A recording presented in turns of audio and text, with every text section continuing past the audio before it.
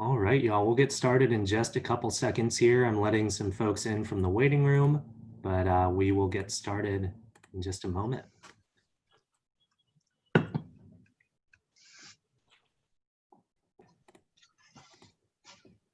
I'm gonna make SACAC the co-host now.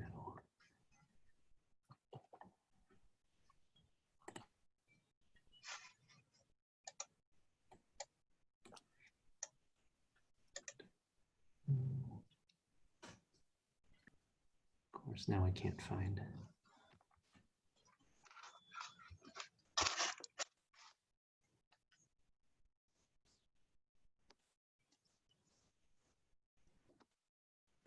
All right, well, good morning, everyone. Thank you for being here on time. Thank you for having your cameras on and everything. It's good to see y'all. My name is Owen Knight. I'm one of the co-chairs for Dry Run. I work not here, I'm in my room now, but I work at Tulane University here in New Orleans. And it has been definitely an interesting lead up to this. Dry Run has been part of my summers for the past, I guess, 3 years. So not having it for real is certainly a bummer, but I appreciate all of you making time out of your schedule to be here. I want to thank all of our faculty for dedicating their time to the program as well. They've put together some incredible presentations that I think everyone will find valuable, regardless of how long or how recently you joined our profession. Dry Run is designed to be a program for recently hired, new-ish admissions folks, and just a chance to connect and learn and get some tips as we move forward into kind of your next admissions cycle. And I'm really excited for the content that we have. Just a couple brief housekeeping items. If you've got to, take a phone call, manage your emails, go grab a snack, that is totally fine. Definitely don't feel like you have to be on camera, on your computer for the next, all 6 hours today, all 6 hours tomorrow. We understand you have stuff to do. But if you are listening, if you are present, I think we would all appreciate it if you've got your camera on. I know the silence of Zoom can be deafening sometimes, and if you're making a joke in your presentation and you can't even see people smiling and nodding, it's kind of a bummer. So if you're on and you're watching, try to have your camera on. Thank you to all of you for putting up with the delay of getting the schedule out. We've got most of you assigned to breakout rooms as we go, and we'll be sending the links for all the different meetings. For today, we just have 2. So we've got this one that you've successfully made it to, and then for tomorrow, there's 3 separate times. But today, you just only need to shift over after lunch. And if you don't magically get put into a breakout room, fear not, our wonderful professional development chair, Amy, is on the call, and she is actually about to be our host. I'm making her host now, and she will help troubleshoot and assign you to the proper breakout rooms. I'm going to now introduce my amazing co-chair, Sierra Kaysen. Sierra, do you want to say hello and talk about small group stuff really quickly? Hi, and good morning, everybody. Thanks, Owen, for that introduction. My name is Sierra Kaysen. I'm our Associate Director of Diversity and Access and our New York Regional Counselor at Tulane University as well. Thank you again. I'll reiterate to all of our faculty of putting great work for all these presentations that we're going to do. And thank you all for joining us. Like Owen said, this is a little weird not being in New Orleans and being able to get that full experience, but we're going to do the best that we can over the next 2 days. I want to talk a little bit about just what small groups are. You guys probably saw that on your schedule. And essentially what small groups are is it's an opportunity for newly hired or newish people in the profession to break this out of this large 154 group meeting and go into a smaller group led by 2 of our faculty members, and really just an opportunity for you guys to connect on a deeper level, maybe debrief about some of the presentations that you've heard today, ask questions that maybe in the large group either didn't feel like it was appropriate to ask and you wanted to have that more one-on-one conversation, and just to be kind of, like I said, a smaller, intimate opportunity. But it's also a great way to continue to network. Some of these people may be people you see in the future in the profession, if our world gets back to a place where we can travel and things like that. These may be some of the people you see on the road. You might be seeing some of these people at high school visits, college fairs. So it's also just a great opportunity to connect in a smaller group and stay in touch with future colleagues. We will have 2 breakout sessions, one today, one tomorrow. And again, like I said, those will be towards the end of the day, an opportunity to debrief and just kind of let it all out and discuss things in further detail about what you maybe have heard today in your different sessions. But I think that's really it with small groups. Owen, I'll hand it back over to you. Thanks, Sierra. One quick reminder, Amy said this in the chat, but if you have questions as presentations go on, definitely feel free to use the chat feature. On the meetings platform for Zoom, there's not a Q&A feature, so your question will show in the group chat. If it's something that you'd rather ask your small group leader, feel free, but as questions come up during presentations, definitely don't be shy. The presenters who are on the presentation but not actively speaking know to keep an eye on the chat and will answer your questions as they come in. We thought that might be a more efficient use of the time rather than carving out 10 minutes for a Q&A session. So definitely feel free to be active in the chat. That always, I know for the webinars we've been doing, that always helps liven up a presentation when you get to see how people are responding. So don't be shy, we'd appreciate it. But that's pretty much all the housekeeping we have, since we're not in a dorm and we don't have to worry about the dining hall. We don't have, a lot of the bus logistics. So I'm gonna shut up now and pass it on over. I believe we do have an esteemed guest here in the form of our SACAC president, Mr. Jonathan Farrell. He wanted to say hello, and hopefully he is here. I saw there is a Jonathan with no last name on the call, so hopefully that's him. But Jonathan, do you want to say hi? I am the guilty Jonathan with no last name here. Good morning. I thank you, Owen and Sierra. I guess I want to first thank both of you for making this program virtual. I know that we're so used to this being in person, and we had lots of discussions around canceling this versus making it virtual. And I think we just really felt really strongly that we wanted to be able to connect with new professionals, particularly given where we are now and not being able to be together, that this was even more important that we could find a space to bring all of you together. So thank you, Owen and Sierra and all the folks who are serving on the faculty for bringing this program together.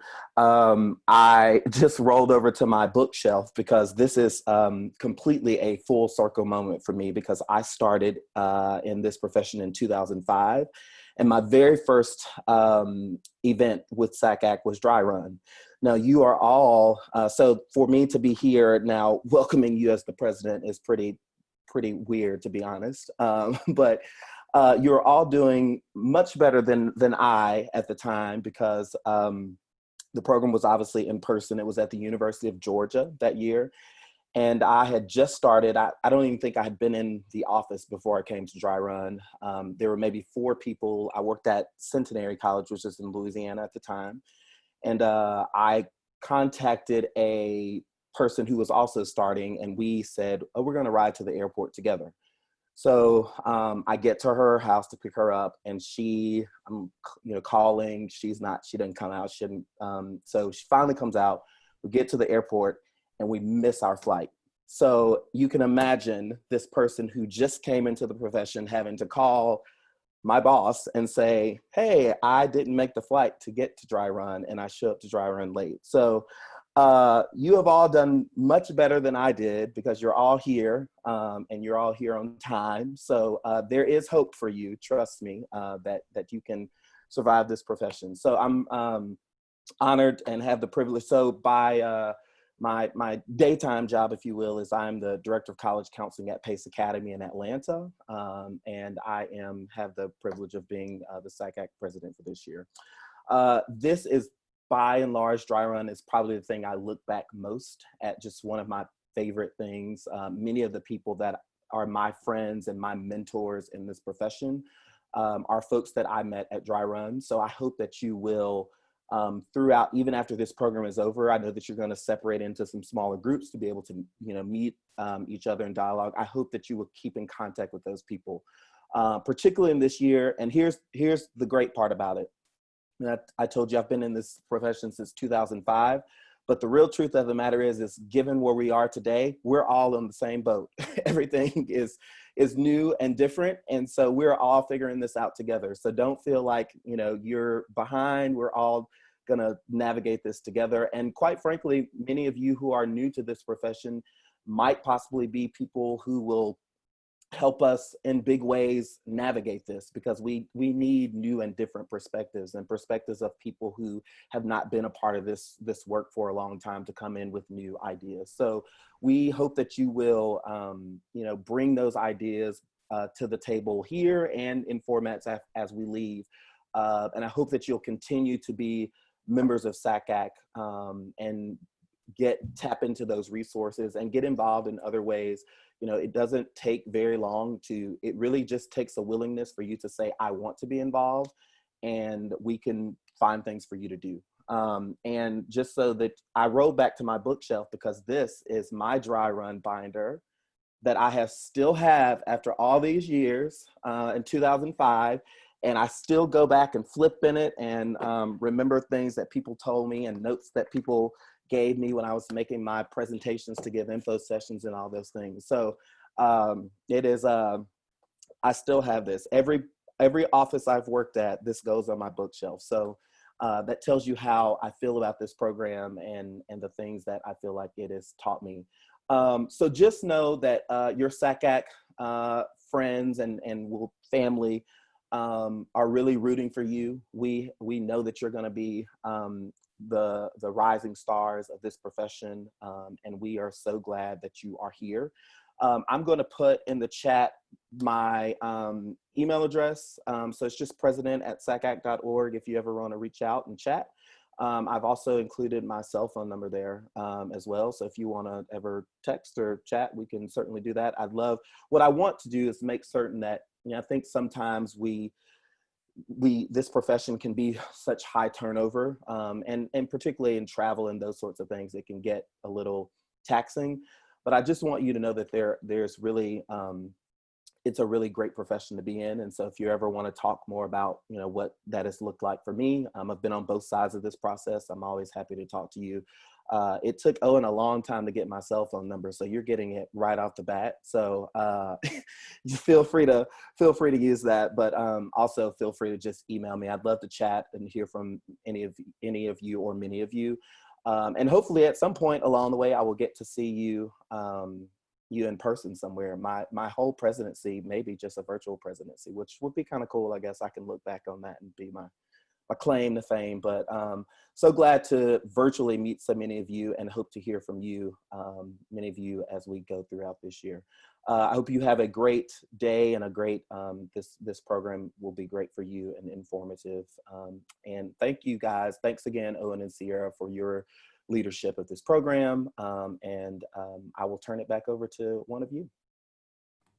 Awesome. Thank you so much, Jonathan. And I won't hold it against you that you gave them all your number and I had to really network first to get it. But really appreciate you stopping by, making the time. You're a tremendous resource and a great leader for SACAC. So thank you.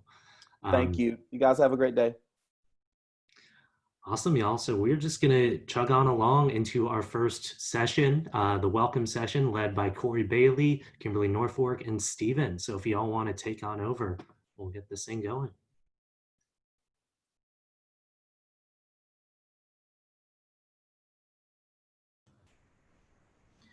Okay, good morning, everyone. As Owen said, my name is Corey Bailey, and I'm going to give you a little bit more of an introduction in just a second. But first, as you can see, we are going full on New Orleans theme here.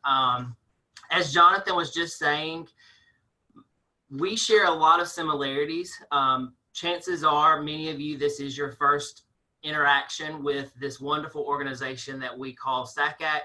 And just like for you, this was actually my first event to attend that was a SACAC affiliated event. And I'm just going to tell you now, SACAC is probably the best NACAC affiliated group. We are definitely a fun, social organization. And so definitely lean in and just enjoy and appreciate this experience. This is going to be a great 2 days. But I will tell you, I also have a little bit of a story. Prior to me going to Dry Run, it was in Miami in 2013, and my boss sat me down and said, okay, this is a very fun group. This is a very social group, but I have eyes and ears everywhere. And if you get down there and basically act up and put a bad name on our school, I will know about it. And I just want to let you know that you've been spared. Like we were all looking forward to going to New Orleans and really cutting up right now, but you've been spared. You don't even have that temptation of tarnishing your school's name. So for that, I'm just going to let you know you're welcome. But we're still going to give you the sights and sounds of New Orleans. And so that's kind of the perspective we're taking from this. And I would encourage you from this presentation moving forward that you really lean in, that you take notes, but then also don't be shy about going back to your office and questioning what your structure is in a positive way, obviously. But like if you, as you hear different tips and strategies and things, maybe go back to your office and say, you know, how does that look in our office? What's our strategy here? Because we recognize that for some of you, like Jonathan, this is your very first day on the job, whereas some of you may have been in this role now for almost a year. So we understand that the audience is very different in your experience so far, but I feel like there's definitely something for you all to take away at this point. So with that being said, I'm going to go on to the next slide. And we are going to give you a tour of New Orleans so you can feel like you have experienced the city. And your tour guides will start with me. I am Corey Bailey. I'm the Senior Admissions Coordinator at Mississippi State. I work specifically in the College of Ag and Life Sciences and College of Forest Resources. And previous to this experience, I worked in the admissions office at the University of Georgia. And then previous to that, I worked in a public community college. All right, hey everybody, my name is Stephen Martin and I serve as the Assistant Director of Admissions at Belmont University.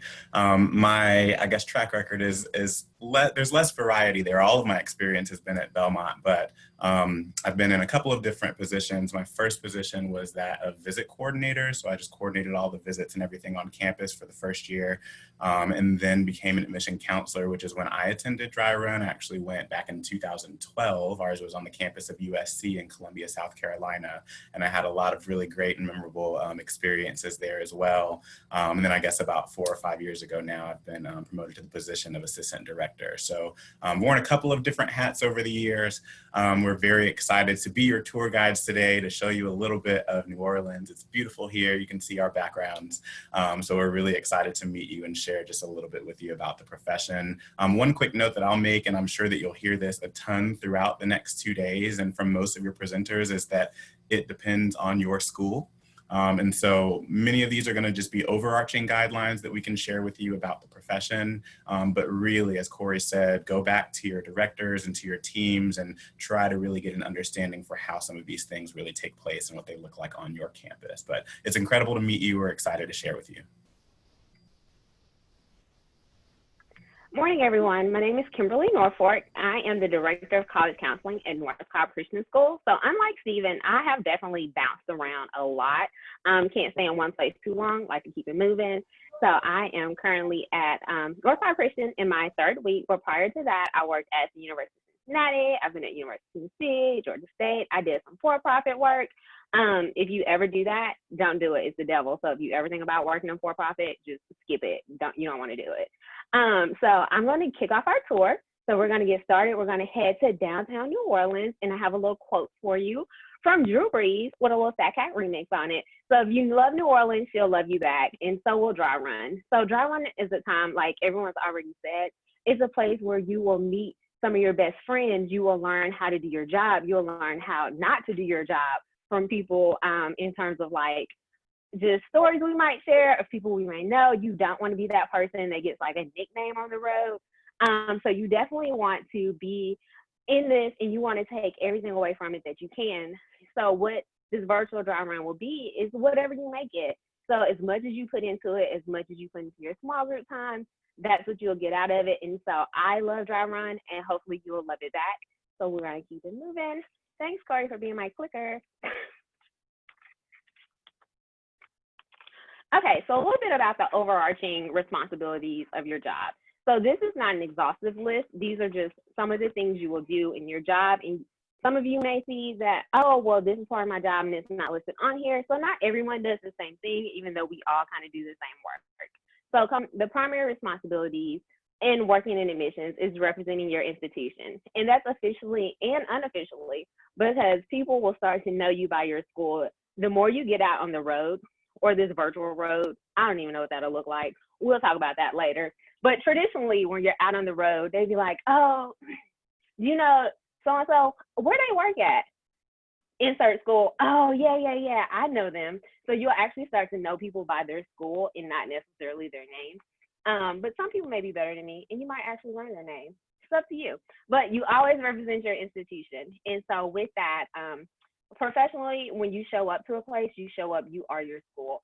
So you want to make sure that you're professional. We're going to talk about professional etiquette a little later in the presentation, but you want to make sure that you're always on your game, whether that's your attire, your attitude, how you present yourself. You want to make sure you're there.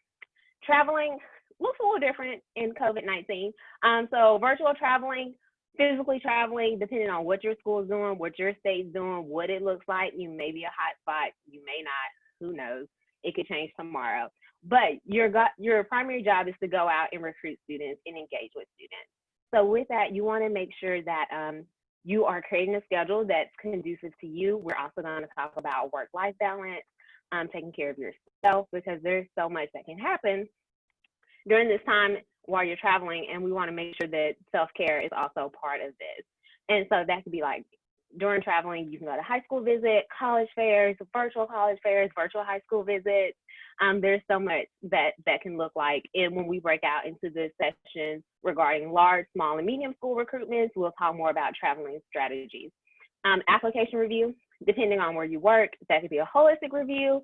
That could be a quantitative review where you just look at GPA and test scores. You may not even review applications. Someone else in your office may review them. So it's really important to kind of know what your job description is, and just know that some people may do things a little differently.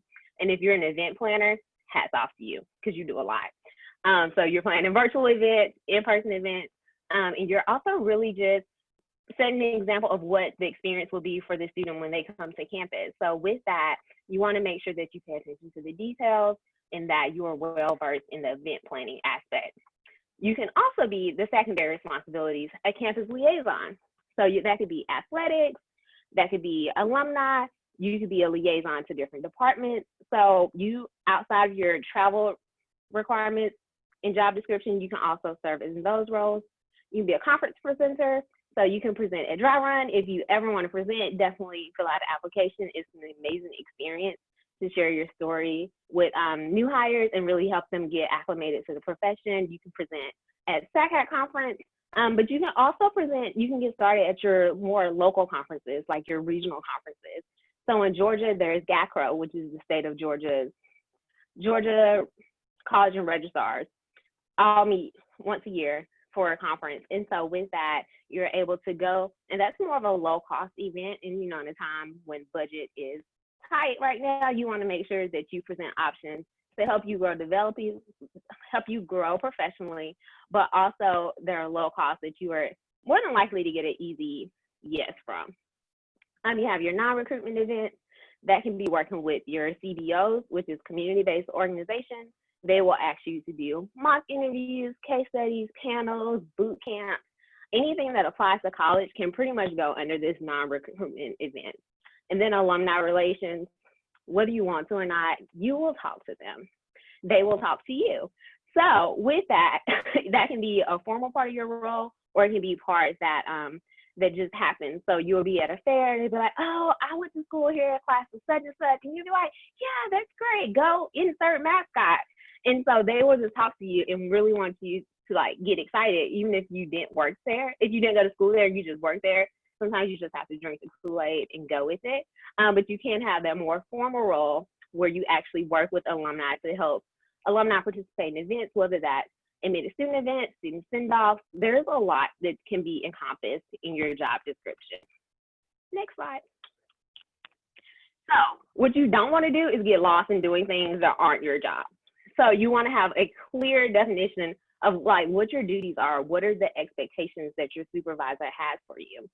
So you want to make sure that you have that picture, and you have to ask the right questions with that. So you want to make sure that you ask, how's my job measured? What are your expectations for me?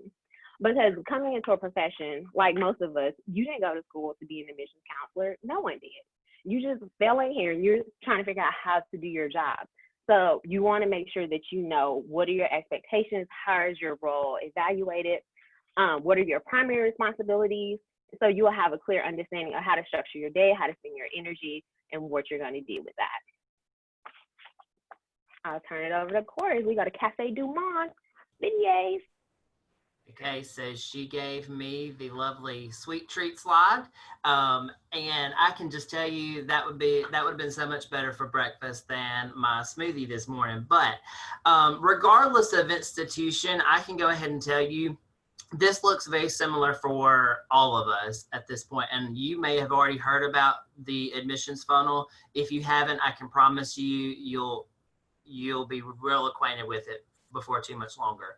But for those of you who are very new to this, we kind of operate with this idea of trying to figure out where students are in the process of making their decision on attending your institution. And so this helps us strategize on kind of a communication plan. This helps us strategize on how we go about managing our territories and where we would need to visit. Some of those responsibilities that Kim just talked about, this really helps drive how we go about implementing those strategies. And so the goal is to have a pretty big net at the very beginning, and that's where we kind of capture all of these students as prospects. So before a student has indicated any interest in your institution, they're considered a prospect. This could literally be, as she was just talking about alums, I get recommendations all the time from alums or donors of like, hey, I've got this son, I've got this daughter, I've got this coworker's kid who's looking for a school.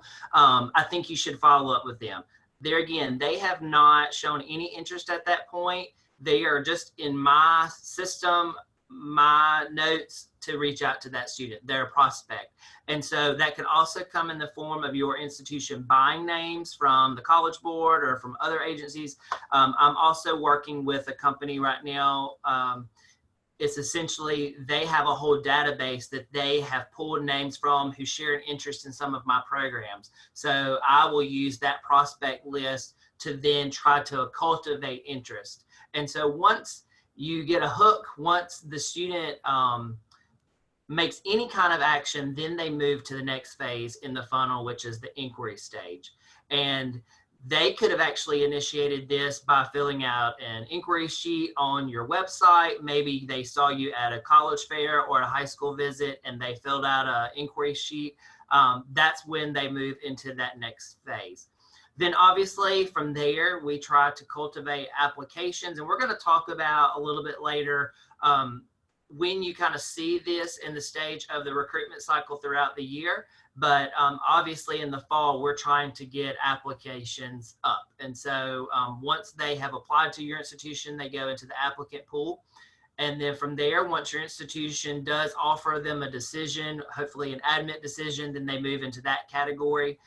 And the next stage really this is where it starts looking different for your institution. Here at Mississippi State, once a student signs up for orientation, we consider them confirmed.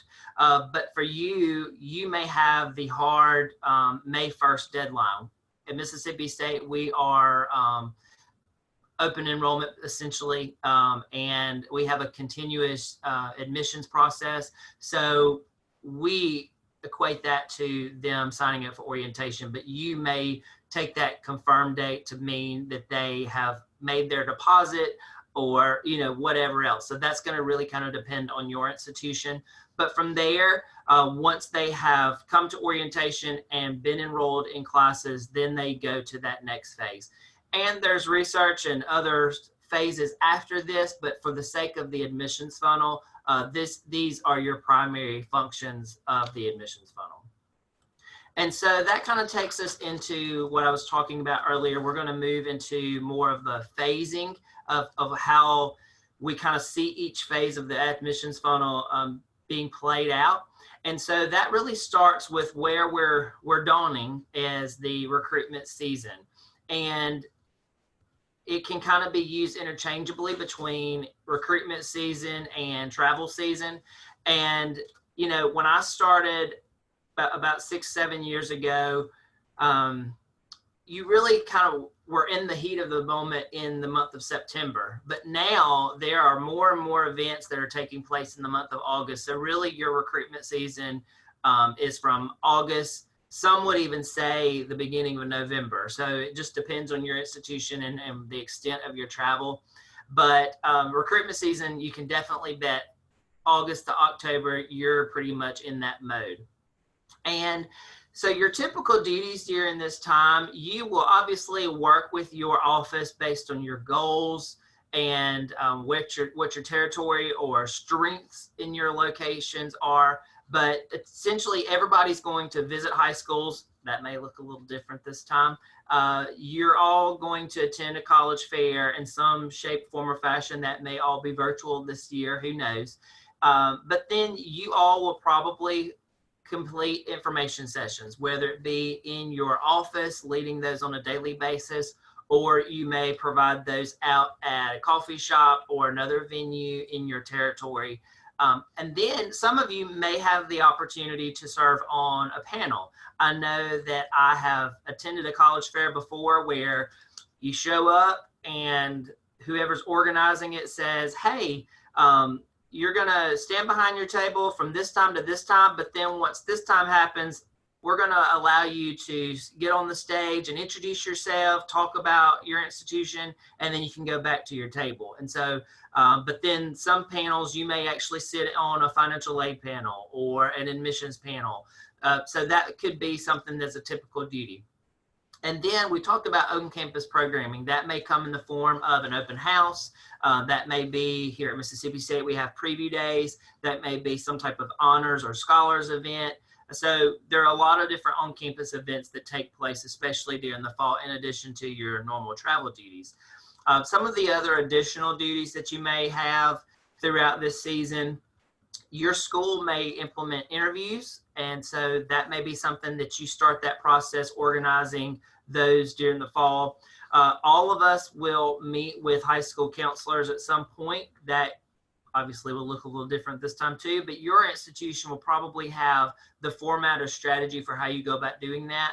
And then some of you may get involved in community-based meetings or organizations. So I know that we have had some counselors before, if they have a territory that they live in or their regional rep, they really get involved in their community. They may go to Rotary meetings, they may go to the high school football games and really kind of just invest in that community or that territory. So, you know, there again, based on what your strategy is and your goals, based on your office structure, that could look a little different. And then that goes back into the organization visits. So really, your duties are going to change. Just know that you may be in the middle of travel season and have some turnover in your office, and then all of a sudden you have to pick up a new territory or expand that region. And so you have to be able to adapt very quickly. You'll realize you may get to a college fair and you don't really know where the location is, or you may have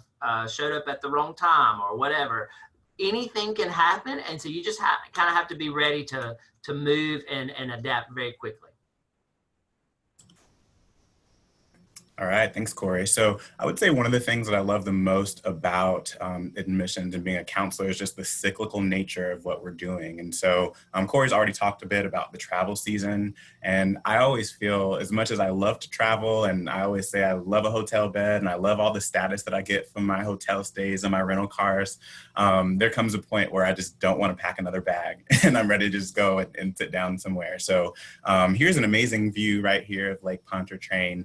Right after your travel season, typically that is when the height of what we call reading season takes place. And so you can either go either behind the closed doors of your office. Sometimes you might be reading from home. You might not be a reader at all. Sometimes it might be the situation where you read as an individual, or you might read in more of a committee environment or have partner reading.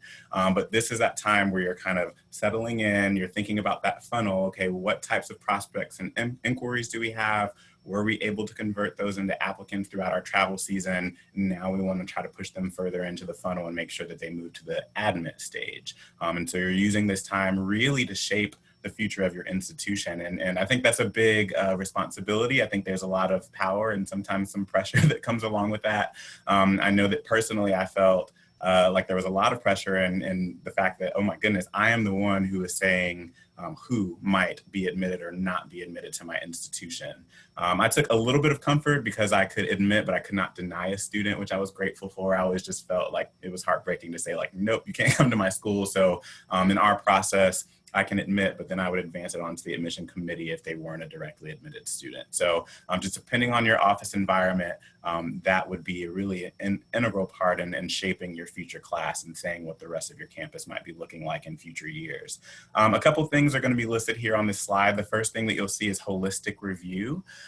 This is more and more prevalent, I think, as time is going on, and especially in selective institutions. Sometimes you might be working for an institution that can do more automatic admits or direct admits, where if you have this GPA or this test score, then you automatically have a place in our class. Having said that, if it is a situation where it is more selective and maybe you have a lot of students that have the same or similar criteria, then you will begin to look at more factors when reaching your decision. Again, this can differ from school to school, so I think it's important to know what your university's strategic priorities are.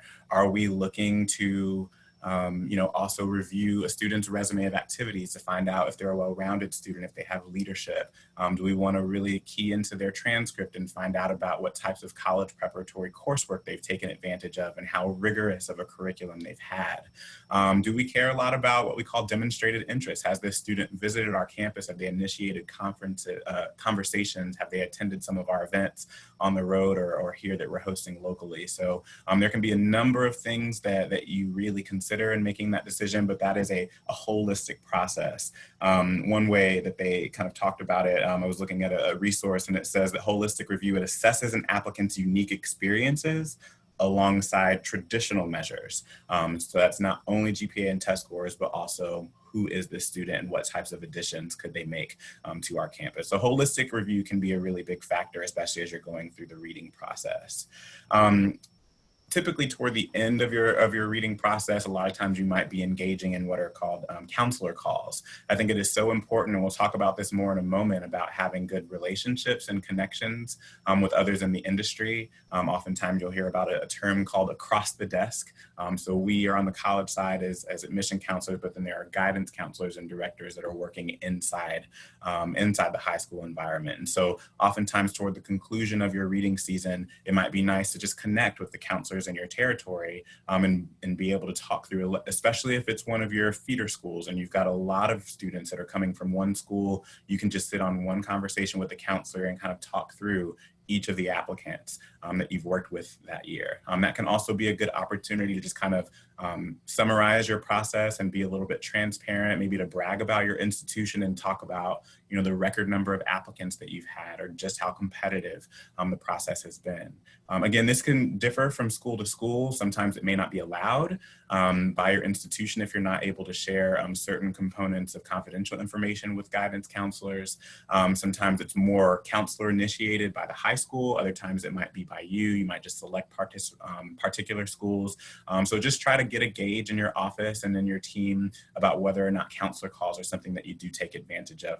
It is a good thing to try to have some friends across the desk and to build relationships like that. And then up next, you'll see scholarship and admissions decisions here. Again, it might differ just depending on how much you have a voice in this process. I think it means a whole lot to just be able to advocate for your students and recommend someone for admission or recommend someone for a particular scholarship opportunity. And I think probably one of my favorite parts of this profession is the counselor portion of my title. It's working with students, working with families, it's reading their essays, knowing them personally. If something comes along, there's an endowed scholarship and they're saying, hey, we want to find a a political science students from a border state, you can say, hey, I remember reading an application and there might be a really good fit student for that. So this is just an additional way where you can really start to get to know the students in your population just a little bit better. And this typically takes place November through about February. The final portion that we'll cover today is what we call yield season, which typically takes place a little bit later in the springtime, especially if you do have a May 1st deadline. As you're starting to get closer to those deadlines and you're trying to round out your class, it's very important that you start converting those admitted students into confirmed and ultimately into enrolled students.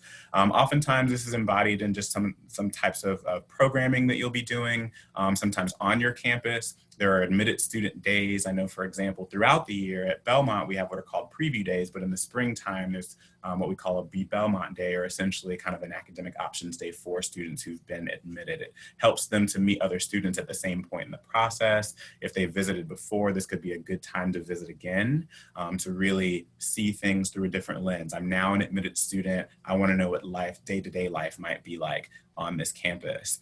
Now, again, a lot of this looks very different right now, just in the world that we live in with the pandemic. For us, we had to do a virtual yield event that took place at the beginning of April. And so it took a lot of cross-campus partnership to have people logging on to Zoom sessions and Collaborate sessions, so that way things can be shared with students virtually. Counselor fly-ins, it can happen throughout the year, but oftentimes it's a good time to start conversations with high school guidance counselors, especially as they're starting to think to the year ahead and saying, okay, well, let me come to your campus. I want to learn about your school. I want to see the dorms, the cafeteria, because I'm going to be the one who's putting your school on my students' lists. And so it's really important to also, again, begin forging those relationships with the guidance counselors that you're working with at the high school. Phone banks, or what we call at our institution, phone-a-thons. Sometimes this happens with the help of your current students. Sometimes it might be you, but you're actually going through and making that personal touch with students and families. A really interesting thing that I've always remembered, a couple of years ago, I was talking to a parent of a student who was calling to tell me that his daughter was not coming to Belmont. And he said, we just didn't get the warm and fuzzy, he says. And those like, I don't understand how that's a possibility. Like, I've been nothing but warm and fuzzy, but families want to say, okay, once I've been admitted, I don't want to just be left alone. I want to continue to engage with you. So reach out and call students, have parent calls. Sometimes that might be handwritten notes. That's something that we do quite a bit in our office as well. Coffee chats. If you're going to be in another city in the springtime, maybe you're not getting a whole lot of new prospects and new inquiries for seniors at that point. So that might be the point where you're saying, okay, well, let's have just a little bit more of a deep dive into some conversations about you reaching a final college decision. We're not here to pressure any student, but really just offer the additional information that they need and providing them with information about those next steps. So definitely do be thinking, especially about what that can look like virtually and how you can be doing that from a distance. So those are kind of a couple of the things that we wanted to talk about, specifically about the cycle and what your year looks like. Typically, as soon as you've read your last application, you're saying, okay, I'm sick of reading applications. I want to start, doing some scholarship stuff or doing some virtual events. So really each season does kind of lead right into the next one. Okay, up next, we do want to spend some time talking a bit about work-life balance. Here's a shot of the Botanical Gardens. I think it's very zen. There's a lot of serenity that takes place there. We've already mentioned it. This is a fast-paced career. There's a lot of change. Every single day looks different. Even if you started your year with one set of responsibilities, that can change. Your office staff can change.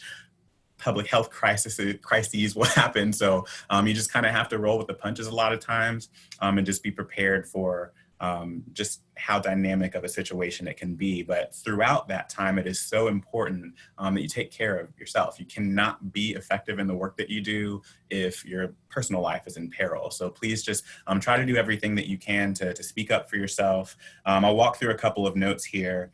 So the first one that you'll see on your slide says, speak up for yourself. And a special quote says, to say nothing is to say something. So sometimes even sitting quietly, you're communicating things. Or when you're not advocating for yourself, a lot of times you're just allowing other people to dictate what your work schedule and what your work routine looks like. This could look like declining invitations to events, either that are happening with your schools or sometimes even within your office. This could pertain to how you're handling disagreements, how you're offering feedback. If there's gossip or, like infighting or anything that's toxic, this is a good opportunity for you to speak up and to say what you will and won't tolerate, or what is good and what isn't good for you. You must address things that you are against. One might believe that you support things that you really don't. Don't be afraid to speak up for yourself in a professional, but also in a respectful tone.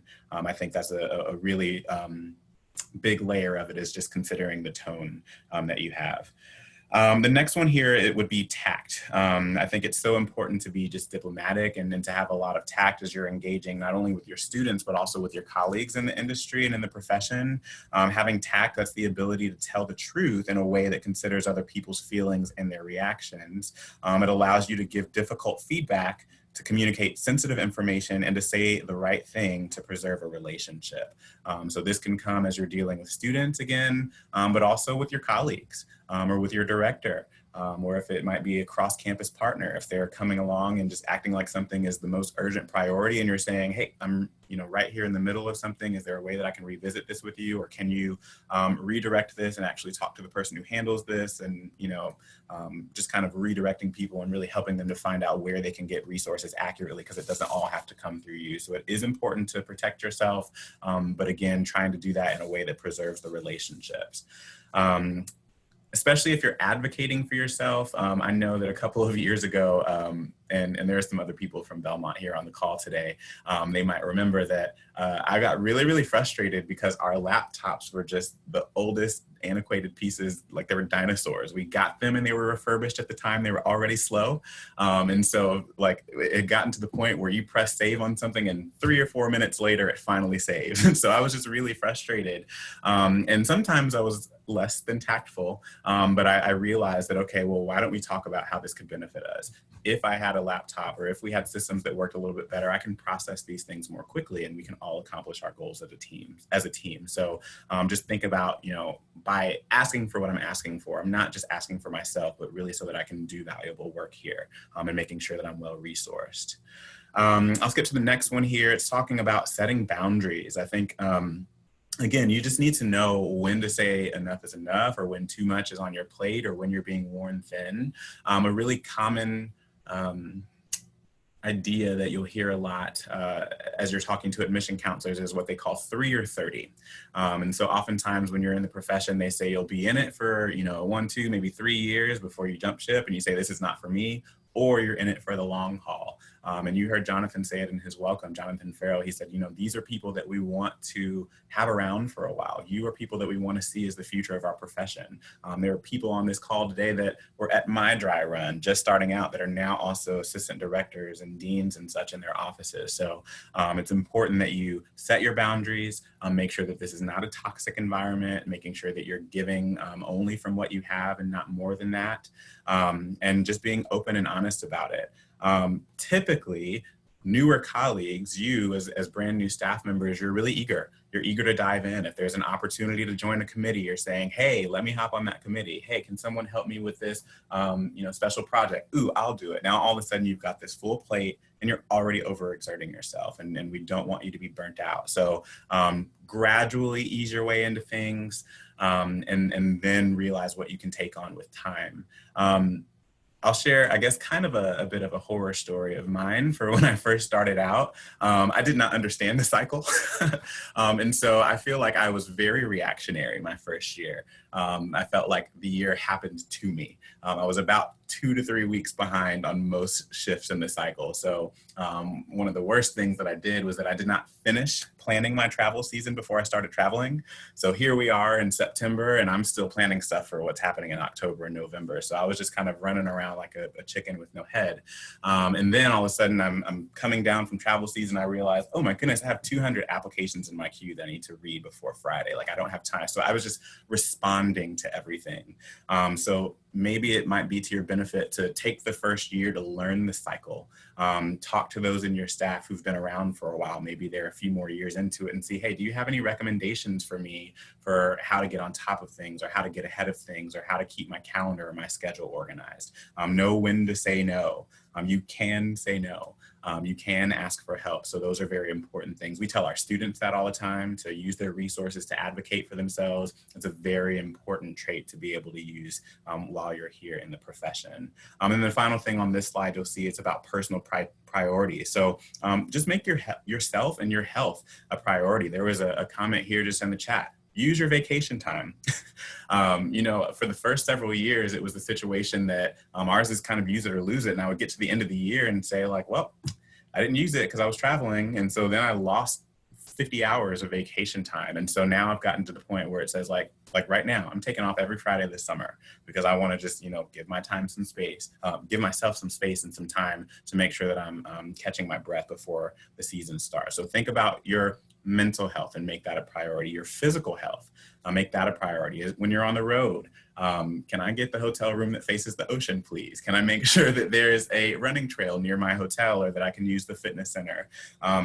Your spiritual health, also your relational health. I know before I started this travel season, I wrote handwritten notes to my girlfriend and my best friends and said like, okay, we're coming into a season where I might be kind of out of touch for a little bit. Please check on me regularly. Know that I'm not ignoring you, but I am going to really be in a place where work is requiring a lot from me. So that was a lot to say and to share about work-life balance. I'm not reading every comment here, but definitely do make sure that you're engaging in the thread there on the chat because I think there's a lot to be said, especially by the more seasoned people on the call. Next section here, this is about just professionalism, and specifically we'll talk about professional etiquette and professional development. So those are some things that I do want to highlight. I don't want to make the assumption that everyone here just graduated from college and you're starting right away. But that is something that I do think is important to kind of pinpoint, is thinking about your transition into the professional environment. And maybe you've had a much longer career and maybe it's in other industries. So this is just your first foray into higher education or into admissions. But there are just a couple of things I think are worth mentioning.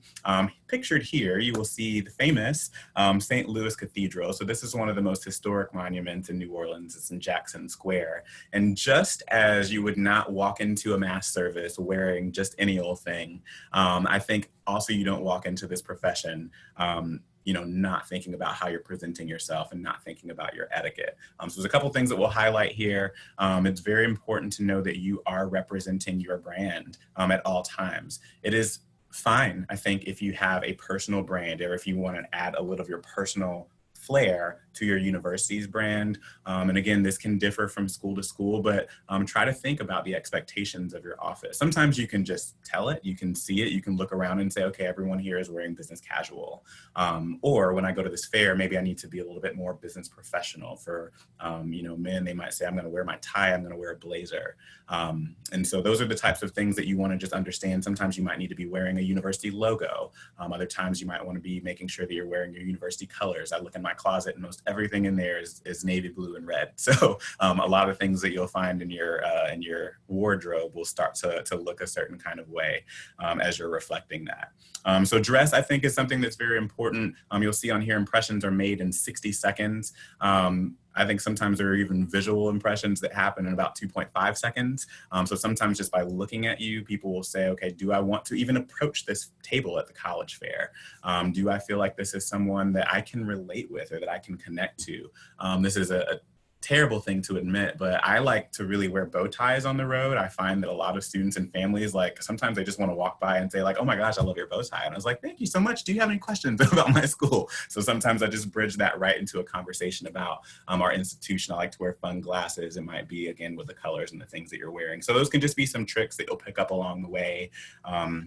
Thinking a lot about how you speak, what types of impressions that you're leaving. Here's this note here. It says that you are responsible for managing multiple relationships. So this is not only just the relationships that you have with the students. I think those are some of the most important ones that you're forging, but with their parents. We talked about the role that alumni can play. We're talking about the people at particular high schools that you're visiting. You want to make sure that you have a lasting and a meaningful impression with the college guidance counselors with whom you're working. And then another thing that I'll say would also be your colleagues, those people on your left and your right at the next table. You have no idea how many college fairs I've been to where a student pops up at my table and they say, hey, the representative over there told me to come and talk to you. about this because I know that you have a major that I'm particularly interested in. And so the more that you can forge relationships and make sure that they're lasting and meaningful, then other people can say like, hey, we don't have an engineering program, but they do over there. So you can go and talk to them. So those are just a couple things to think about as you're thinking about etiquette. I will also invite you, Corey and Kim, if you wanted to hop in and add some things here, you certainly can as well. The last segment that I'll mention, and then again, we can add some more comments, would be pertaining to professional development. This is a perfect example of that. There are conferences that you can attend. My resume, again, it says Belmont, Belmont, Belmont, Belmont, Belmont. So sometimes I feel like I might have a little bit of a limited perspective on things just because all of my professional experience has been at one institution. But I mean, there are other people again on this call who can attest to the fact that every single time there's a conference, Stephen is raising his hand saying, oh, I want to go to SACAC, I want to go to NACAC, I want to go to GWI, I want to go to some of these different types of workshops. So that way I can learn not only what's happening on our campus, but what's happening in the industry. The industry is changing, feels like daily. Okay, so I think it's important to find out what's taking place on other campuses. The way that we review apps has changed considerably in the last 8 years that I've been reading, and so it's good to know about those best practices. Memberships, oftentimes these are things you can talk to your office about. Is there a budget for me to join GACRO or TACRO or SACAC or whatever the organization or the affiliate is in the area, not just where your office is located, but even where you're recruiting. So I'm also a member of TACRO, which is the Texas Association of Collegiate Registrars and Admission Officers. So I can learn a little bit more about programming that's taking place because Texas is one of the largest places in my recruitment territory. And they also have a centralized recruitment calendar. So rather than just going and aimlessly saying, do you have a fair? Can I visit your school? They have an organized, centralized calendar. There are various different trainings that will take place on campus as well as off campus. Grad school, this is an amazing thing that a lot of institutions, so as you're starting out, if you're looking to get a terminal degree, you can talk to your employer and say, do you have any types of tuition benefits or reimbursement programs so that I can also engage in a graduate degree program. So yeah, Sierra said, get that degree paid for. So cash that in. I got my master's degree from Belmont, not for free, but for the cheap. So I think that was something that was really exciting. But that's all that I have to say. I feel like I've talked forever, so I apologize that my voice is now annoying to you. But I guess if I could leave you with anything, it's just to stay hungry. Always try to be improving and learning and advancing and networking. Don't just be content. Try to sharpen your tools. Right now, there's a lot of webinars. Subscribe to those webinars. Get the additional training that you can. Advocate for yourself. You're going to be the one who helps your career to advance and seen. So thank you for listening. I just want to jump in on that. And Maya said it personally in the chat that self-advocacy is the best advocacy. And so with that, your institution, as much as we like to think that our institutions want to see us grow, the reality is that some institutions' professional development is a little bit harder to come by than at other places. So you want to go make sure that you make those connections with people that can help you advocate for yourself. So whether that means getting involved in an organization and then advocating for attending that conference, or if you need someone to help you come up with the data to show that it's beneficial for you to go to this training or this, be a part of this organization, have this membership, whatever it is, you may need help in proving your point. And so make sure that you make those connections with people. And also when you think of training, don't think of just professional development training. Check with your university's maybe staff development office. Do they have some trainings that you can go to help you build your skills? Because I'm a person that's always thinking about my next job while I'm doing my current job, because no one cares for me more than me. So I'm gonna take care of me. So with that, make sure that you're advocating for yourself in every area. Yeah, I mean, and even as you're saying that, I'm thinking about smaller entities within larger organizations. So you might even want to join a special interest group, for example. So sometimes it's even less of a training, but just more of a network. For example, within SACAC, there's the African American SIG, or the special interest group. And so those could be things that could be really helpful, even if not in your office, within your profession.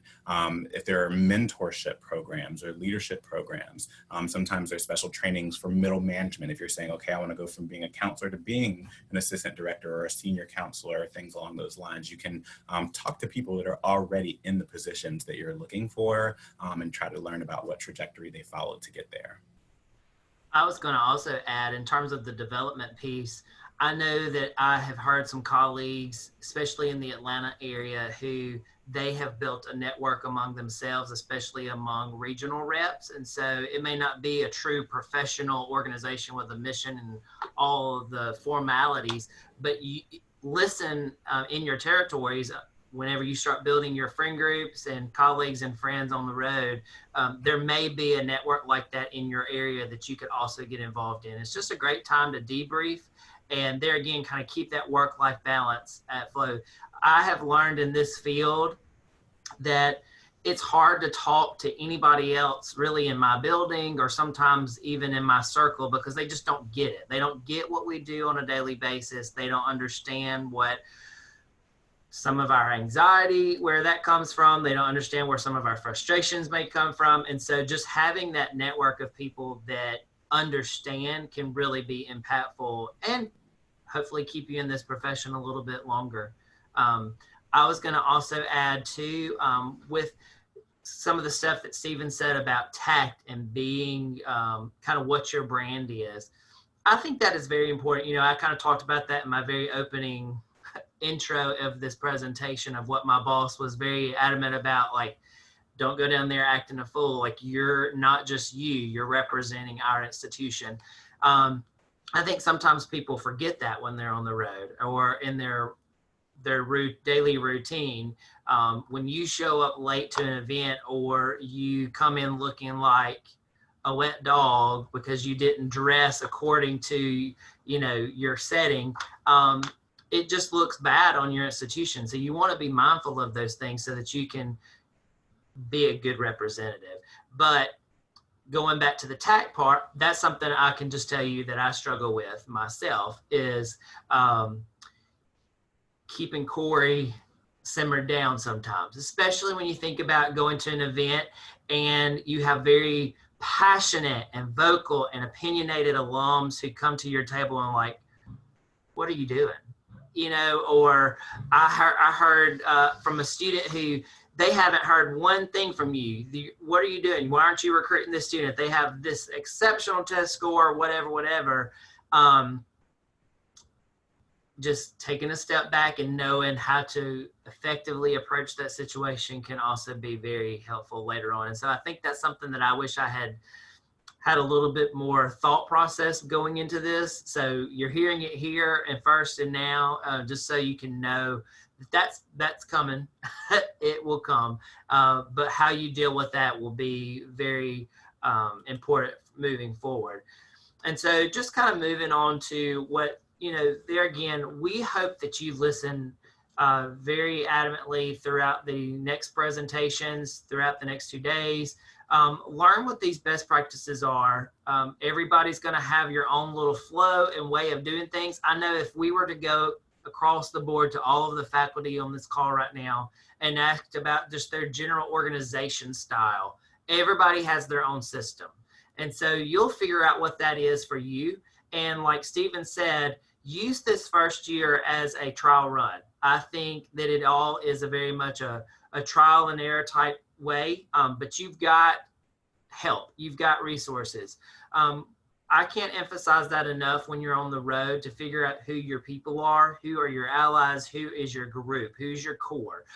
One thing that I think was a naive thought moving into this profession was everybody in the room were my competition. And to an extent that's true, but we're all friends. Like, we're all colleagues, we're all mentors. We are all dinner dates. We are, you know, and I think that's all important to know. Like, ask the person next to you a question, and don't be shy about asking that. You're not revealing a secret about your institution just by asking or trying to gain information. I remember one of my very first events, I had figured out who my people were, and we used to caravan pretty much from one event to the other, especially if you're in Georgia and you've got those Georgia probes. Like, you just tend to just pack up and follow each other to the next event. And the guy in front of me, he forgot to take his cell phone off of his back bumper as he was loading up his luggage. And so luckily, because I was right behind him, I see this object fly off on the side of the road. I pull over real quick and, you know, I saved that for him. But you never know if you're going to run into a flat. Some of us are blessed with university vehicles that are reliable, and then others, it's like a prayer if you're going to get 10, 15 minutes down the road without an issue, right? And so just having that local contact is going to be very important to you moving forward. And then kind of learning about what those competencies are for your specific institution. I have been blessed to have only been with 3 institutions at this point, but for some of us who have moved around, I can see this also being, your information could get muddy. Trying to remember, okay, now I'm at this particular institution, what are the programs that are offered here versus what was at your previous institution. You don't ever want to sell your institution as being one thing and then you were actually meaning you're used to the dialogue and the conversation from the previous place. So really be competent in what you're talking about, but then have fun. I will be the first to tell you, this is a very fun profession. Yes, there are times where you're wanting to just catch up on some sleep, like find a nap spot in a McDonald's parking lot. You're going to learn how to change in your vehicle and come out looking like $1 million. But then it's going to be fun. Like, there are definitely fun moments. We get to travel, and as soon as you're tired of traveling and being away, you're back in the office or in your home. But then as soon as you get tired of that, you're back out on the road. So it really is a great profession. It is fun.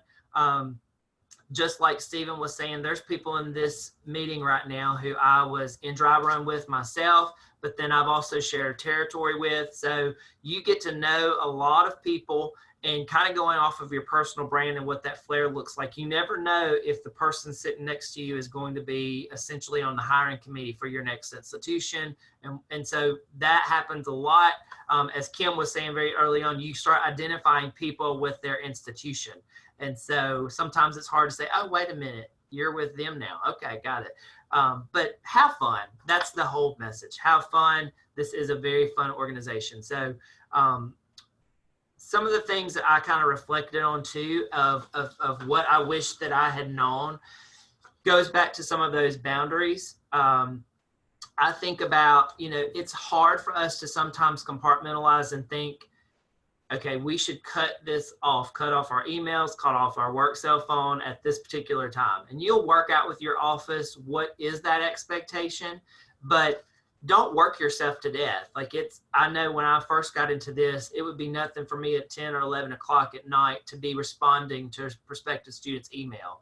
But if you set that expectation with them early on, they think that they can just email you at any time and get a response. And so you have to be able to set that boundary and know when you're working and when you're not. I also wish that somebody had talked to me about kind of some safety tips on the road. Be very aware and mindful of your surroundings. My very first overnight trip with UGA. So if you're here from UGA, just go talk to Melinda about this. We had a situation where I was essentially, as the door was about to close on my elevator to go up to my hotel room, this man got on. And long story short, he proceeded to grab my luggage before I could get off and insisted on following me to my room. He would not let it down. And I wasn't getting back on the elevator to go down. Like, I was at my destination. I was not getting back on with him. But I feel like had I been aware of my surroundings to know, okay, who's around me, is there potential danger, just be aware of your surroundings. I can't emphasize that enough. And that goes back to establishing your core. Don't find yourself out, by yourself late at night. You never know who's on the next corner. If you're Team Marriott and Team Hilton, you kind of know who those people are too on this group, and you'll know where generally people stay. So if you want to go out and get a snack or something like that, just let somebody know or invite them so that you know that you're taking those extra precautions. So any other things from any of the other group or any other faculty that's on here that wants to use this time to speak up of some things that maybe you've learned as some best practice tips or things that you wish that you had known moving into this? I mean, I would just say like not trying to recreate the wheel. If you have the opportunity, if the person who's had your territory before you is still in the office, try to set up a meeting with your predecessor. If not, see if they left some predecessor notes for you, because it's just so helpful to just be able to speak to someone who has been where you're going. And I think as we were talking, there were tons of notes in there about restaurants and stuff. Sometimes it can just be like, hey, every time you go here, stay at this hotel, go over here and eat at Cantina Laredo, whatever that might be. So it's just helpful to kind of talk to the people that have gone before you. So that way you're not out there just trying to forge your own way and you know, making mistakes that you don't have to.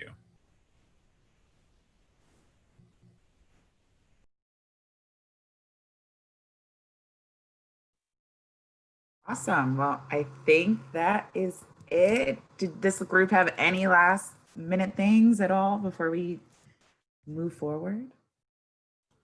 Hope you enjoyed your tour. Yes, thank you for Welcome giving to Orleans. Awesome. Well, our next presentation starts in about 4 minutes. I can't lie, I forgot the schedule's on Eastern time, so I'm looking at it thinking we have a whole hour, but no, that's not true. We have 4 minutes. So our next presentation starts in 4 minutes. If people want to take a quick like 3-minute bathroom break, go grab water, whatever you may need, just be prepared, and we're going to jump right into that next presentation. It's going to be led by Mason Sarbeth and John Palmer Ray.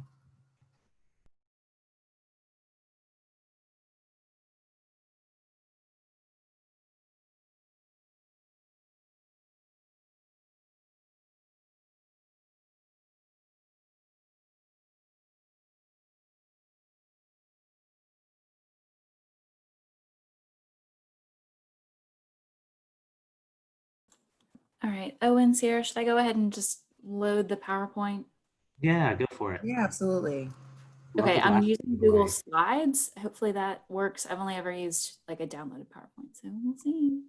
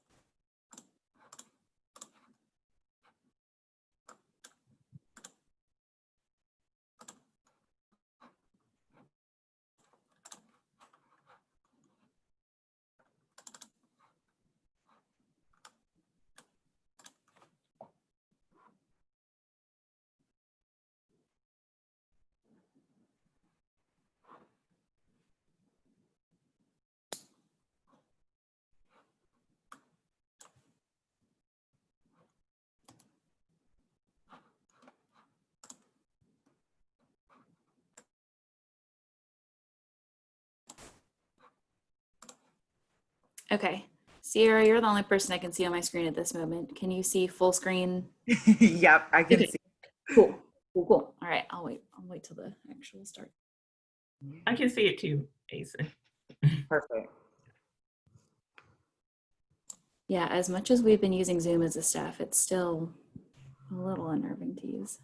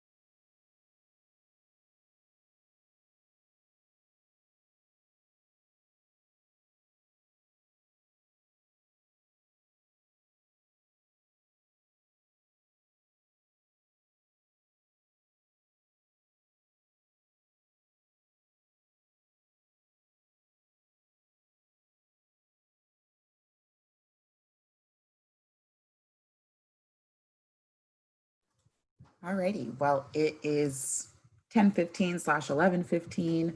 We're going to jump right into this. This is our general session B, and this is about traveling and what that's going to look like this year and how that's going to be different. So I'm going to hand it over to our presenters, let them introduce themselves. And again, if you guys have questions, feel free to throw those into the chat box. There's other people who can kind of help answer anything that comes up, but I'll hand it over to you guys. Okay. Well, now that we've kind of gone over kind of generally what your job is going to entail in a normal cycle, and that sort of thing, we are going to be talking about the elephant in the room, which is how to travel or not travel during a global pandemic.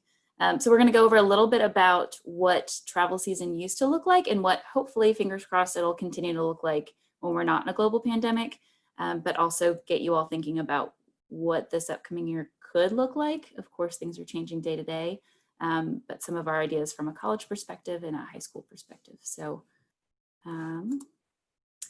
okay, so some brief introductions. My name is Mason Brown. I graduated in 2017 from Rogue College, and I've been there ever since.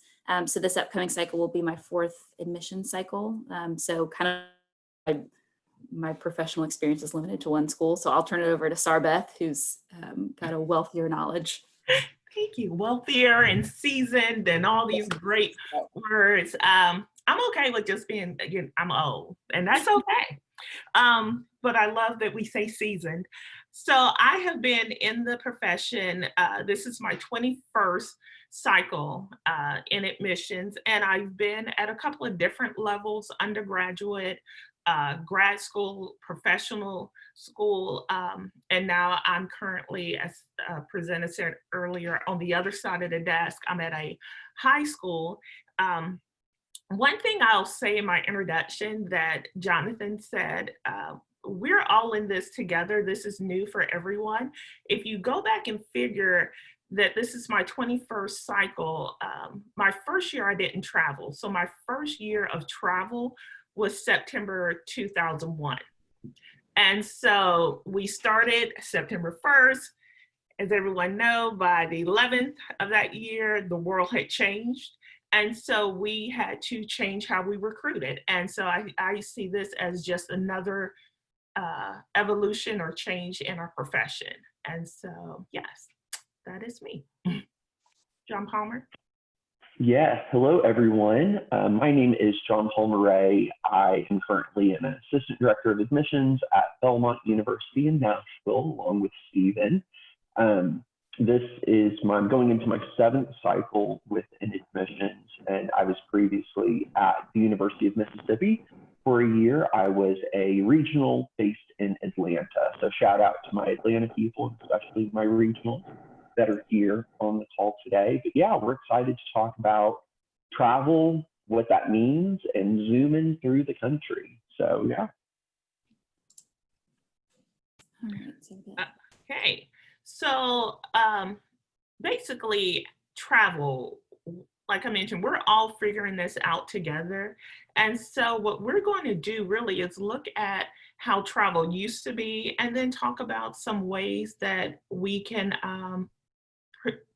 envision travel going forward, really thinking about those innovative next steps. I think this is, like I mentioned in my introduction, this is a great time for the profession because we're all being forced to step out of our comfort zones and think about how can we recruit and let students know about our institutions, and maybe not do the whole traditional going to a college fair and there's 3,000 students walking around, or going to high school visits.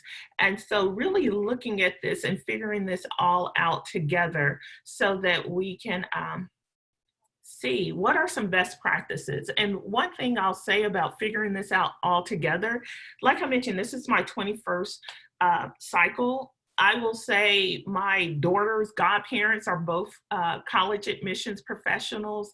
I've never seen the profession as competitors, but colleagues. I even say people, oh, that's my colleague, Lena's, that's my colleague at Vanderbilt, or Maya, this is my colleague at Emory, because we're all in this hopefully together for the best interest of the student. And so really looking at the fall and being creative and using partnerships on the travel piece. Awesome.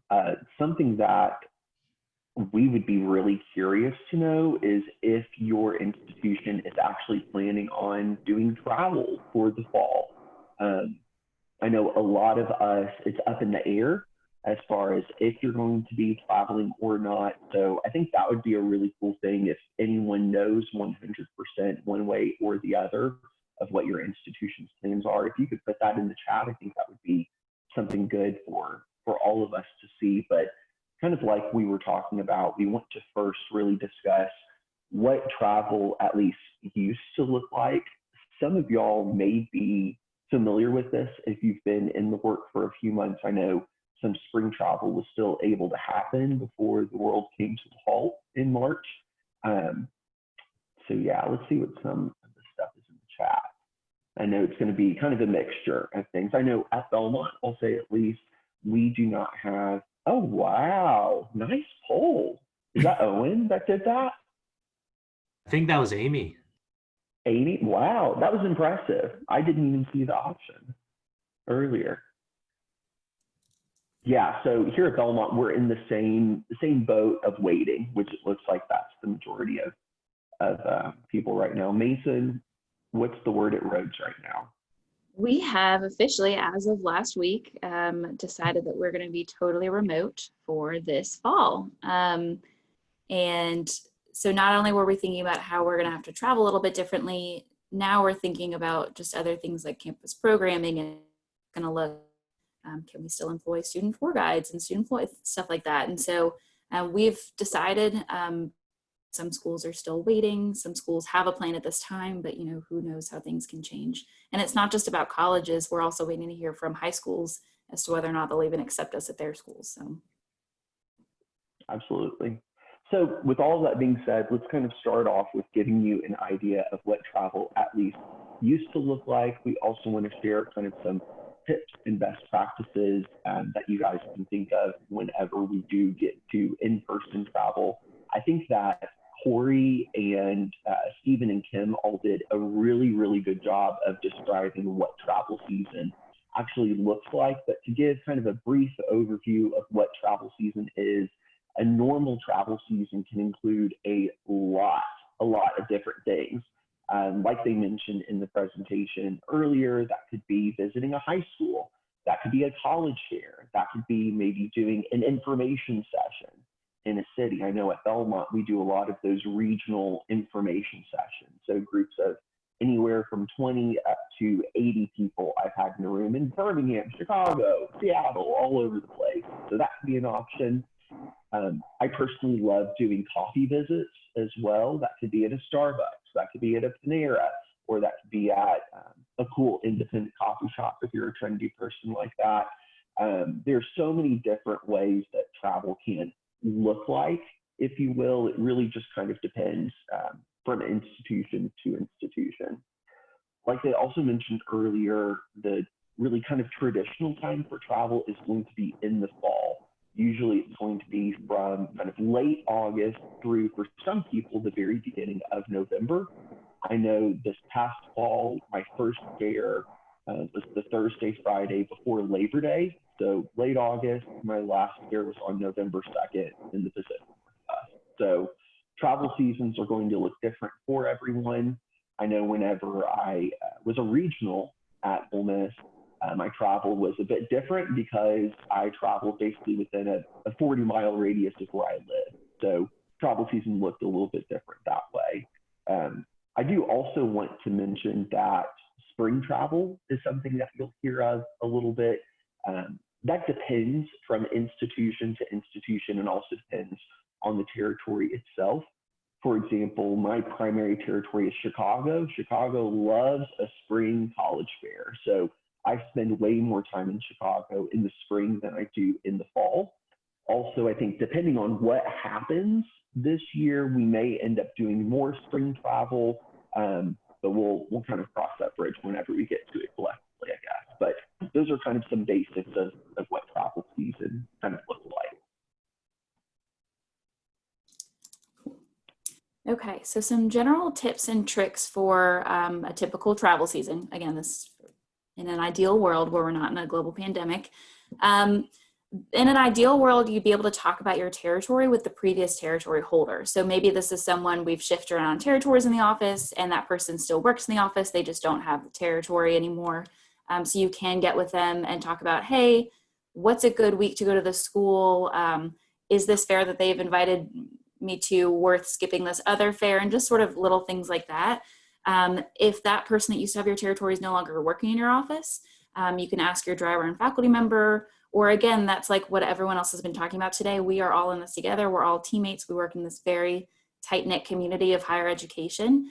So if you've met someone in your small group at Dry Run who also has the same territory, reach out to them and say, hey, are you going to this fair that you got invited to? I can't tell if I should go or not, and that sort of thing. If your predecessor that had that territory is no longer there, it's likely that they've left notes. I got handed a bunch of physical folders, but thank goodness we've moved to actually keeping notes in Slate, which is our CRM system that I'll talk about in a second. So if they're no longer there, they've likely kept notes on their travel. And I keep pretty detailed notes. Anything like, I stayed at this hotel, it was great because it's close to all these schools in the suburbs. I ate at this restaurant. Don't take this flight through this airline because it got delayed, that sort of thing. So hopefully they also keep detailed notes.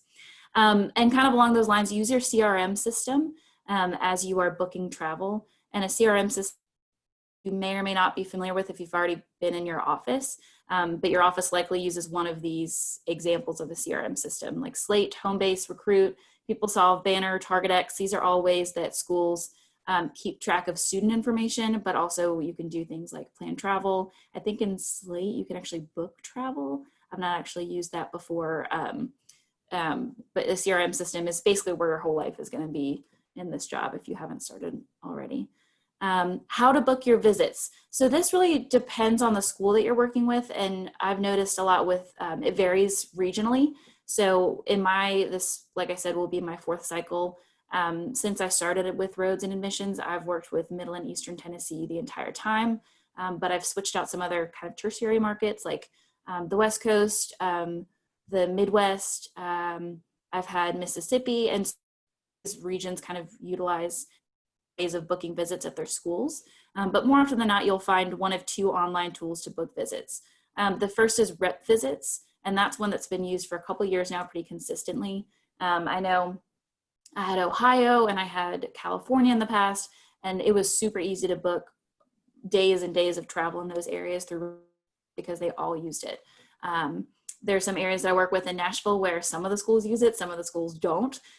They might use Score, which is another one that's kind of newer, or some other booking systems. Or a lot of schools, if they really want to kind of pick and choose who comes to their schools, is my kind of idea of why they do this, especially in the Northeast, I've heard, kind of in the New England area. Sometimes you just have to kind of call the school or email and say, hey, I have an opening in this time on this day, can I come? Or what do your visit hours look like? So, you know, hopefully you inherit a territory where they either use Score or Rep Visits for the most part, and it can really be easy to kind of boom, boom, boom, click and book your travel. But it really does take a lot of planning. It's almost like putting a puzzle together. So for me personally, I'll map out my travel on Google Calendars because you can physically move the little appointments around, and I can type in the notes like I requested a visit, but it hasn't been confirmed, and little notes like that. And then when everything is 100% confirmed by the schools, I'll put it into our CRM system, which is Slate. That's a little bit in the weeds. Of course, you're probably not going to be traveling a whole lot this upcoming year. So, but just a heads up. Google Maps is your best friend while planning. I cannot emphasize this enough. Last year was my first year working with California, and at first I was trying to fit 4 or 5 high schools in a day like I would in a more condensed area like Nashville. And my colleagues were like, you can't do that. You can't do that. I was like, I don't see why not. I've done it before in other areas. And they said, well, this school in LA, even though it looks like it's just down the street from this other school in LA, it's going to take you an hour and a half to get there. So Google Maps is really good about showing you how far it actually takes in traffic at certain times to get to another school. So be aware of that. Also be aware of time zones. I was telling John Palmer and Sarbeth yesterday that there was a day in my travel season last year where I started in Nashville, went to Chattanooga, so it started in Central, went to Eastern, continued on to Knoxville, which is also in Eastern, flew back to Memphis, back in Central, then flew out of Memphis, California, all within like 48 hours. And so keeping track of time zones and being aware of time zones, especially when you're booking travel, is so important. I've been late to visits before because I set my alarm for the wrong time. It just, everyone makes mistakes, but just be aware of that when you're booking, even virtual visits, things like that. And lastly, Waze is something that I wasn't familiar with when I started working in admissions. Maybe you all already are, but it's sort of like Google Maps, and then it kind of times out routes for you and tells you when there's something in the road or a police officer or something like that. It's really accurate. So if you're starting out in the morning and mapping your way to a high school, I would recommend using Waze. And then last but not least, again, this is probably more for, a typical travel season, less for this year, but you've got to make a choice whether you're going to become a Hilton person or a Marriott person. It is a topic that really divides an office. I was going to go with Marriott, but my office was a Hilton office and I didn't want to go against the grain. But basically you want to choose whether or not you're going to be loyal to one chain or the other, because you start accruing points. And by the end of a normal travel season, you can have yourself a nice little vacation through Hilton or Marriott hotels. And same with car rental service. You want to start kind of accruing points and loyalty through certain brands or companies. So those are some tips and tricks for travel in a traditional travel season. So, John Palmer. I will say Hilton is by far the superior hotel brand. So any Marriott people in the chat, you can leave. That's fine. Hilton is just better. Sorry about it. I don't make the rules. Some other kind of tips and tricks overall that we wanted to discuss. This first one, Sarbeth and I talked about this earlier, the art of following up. Whenever you are at a high school or a college fair or a coffee visit, there are going to be things that you do not know. I know whenever I started in this work, I always wanted to know the answer. That's just the type of person that I am. So I had to train myself to say, I don't know the answer to that, but I'll find out. What was really helpful for me was setting kind of a deadline of when to follow up with students. So I would tell them, I don't know the answer to that, and I don't have time to look at that tonight, but I'll let you know tomorrow. Students really appreciate that, parents do, and our colleagues on the high school side really appreciate that, because if you're sitting at a high school visit at Westminster with Sarbeth and you say, I'm going to follow up on that with you, Billy, she's going to remember that. And if Billy comes in and says, hey, I never heard from John Palmer, I'm getting a phone call, and she's going to ask me why I didn't follow up with that student. So do that. It's going to help everyone out in the long run. So just something to think about. We also want to run through some very practical kind of financial tips, if you will, of traveling. There's a whole thing that goes with getting reimbursed. And I think this will be something that we will still use in this virtual world, because a lot of these virtual fairs may have payment required and you may have to get reimbursed for that. So saying all of that, learn how to reimburse properly. In our office, we have a really great system where you can fill out the reimbursement form from anywhere in the country. So for some of my trips this past year, I was able to fill out that form in the airport, waiting to get on the plane to fly back to Nashville, and the money was in my account 48 hours later. When I was at Ole Miss, I had to mail in my documents. So it took a little bit longer for that to get to the state of Mississippi, and then for me to get my money. So just learn what that system looks like. That's a really good time to utilize your older colleagues and say what works for you, and just kind of all of that. P cards. So if you are lucky enough to work for an institution that has a P card, so that is an institutional card where basically there's a direct billing usually that will go straight to that school, that is awesome. If not, then that means that you are going to have to really kind of pay for everything up front and then get reimbursed. if you were like me, whenever I graduated from college, I didn't have a credit card. So I had to go out and get a credit card and learn what it looked like to make those payments on time. And so there's a whole kind of calendar that you need to learn about when you'll get reimbursed to make sure you're going to make those payments. And by the way, I love my Hilton Honors Visa card. So if anyone needs, a referral code, y'all just let me know. Just a tip there. I think that Sarbeth maybe mentioned this in the chat earlier, but learn about if you can keep your points. We are able to keep our points at Belmont. So I have thousands and thousands of points on Hilton, on National Car Rental, and through my credit card as well. So just learn if you're able to use that. I think that is such a cool perk. I don't think I've paid for a personal hotel room in a few years. So if you're able to save those points, and if it's a certain credit card where you're able to get points even whenever you're not traveling, that's even better. So just do some digging on all of that. That's my financial tip acting like we're on CNBC for the day. My other thing that I wanted to mention is that this is, as you're thinking about travel, and this goes for in-person as well as virtual travel, this is really a time that you can actually do some tangible DEI work.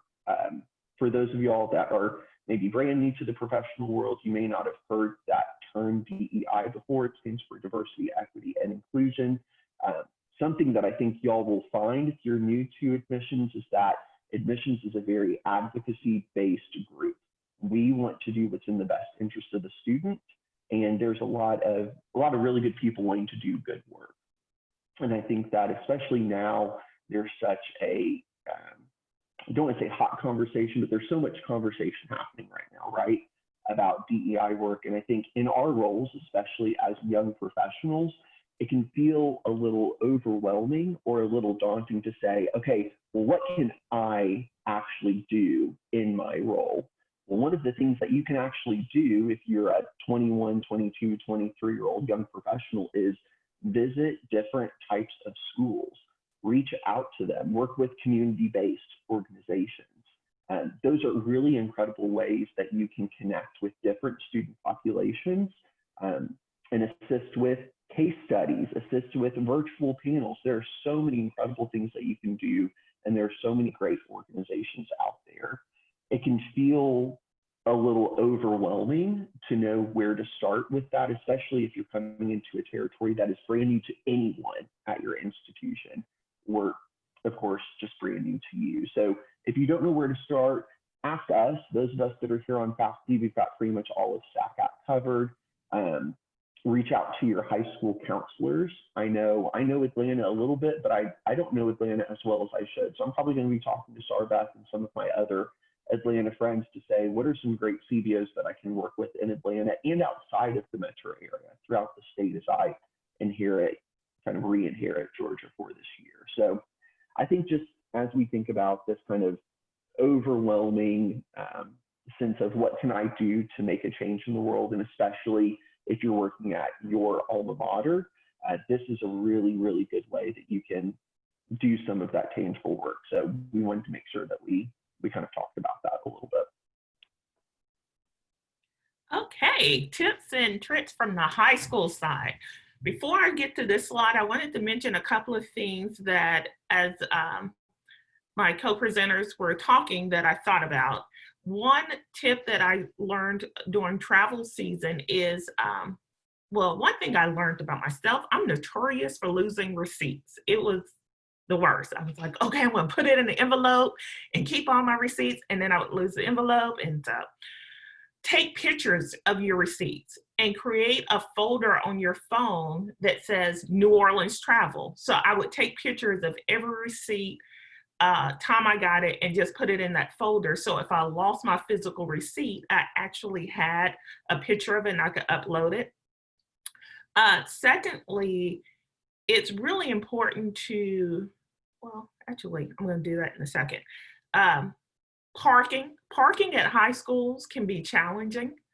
I remember one time in California, I may have been running a little late, so I may have parked in a faculty only spot, and I may have gotten blocked in by that faculty member with a note on my car saying that I had parked in his spot.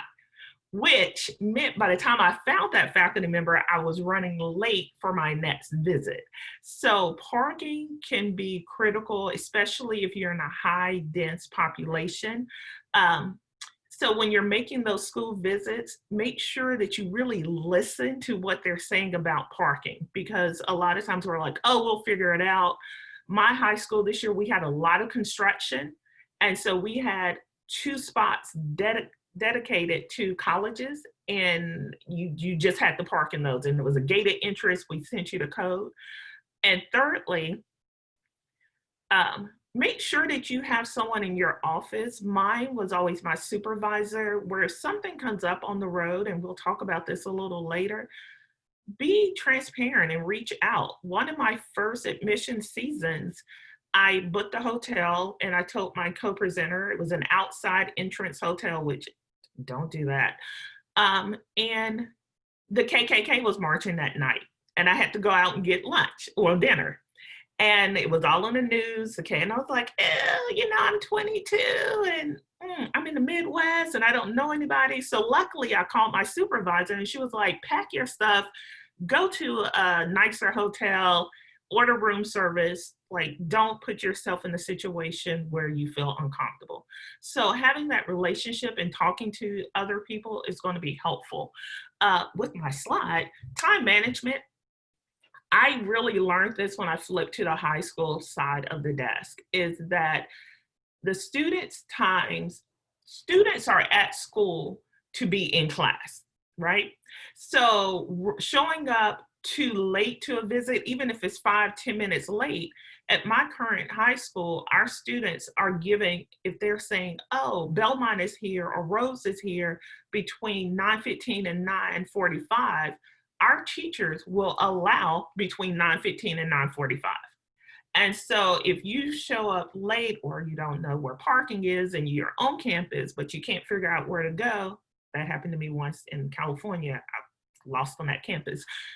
And so then if I get there at 9:30, my students would still have to leave at 9:45. So really being mindful with showing up on time and not showing up too early either. Because sometimes if colleges come and they're like, oh, I had a break and I'm here 45 minutes early.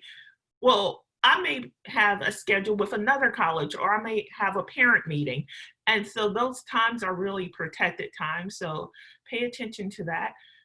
Take naps, rest when you can. Be mindful again with sleeping in a car on the school campus. Did that. Security officer was knocking on my window. So be mindful that naps are important, but be clear that, you may be a 25, 30, 45-year-old person taking a nap on a high school campus. And so people are like, what's going on? But rest, research, read about the different schools.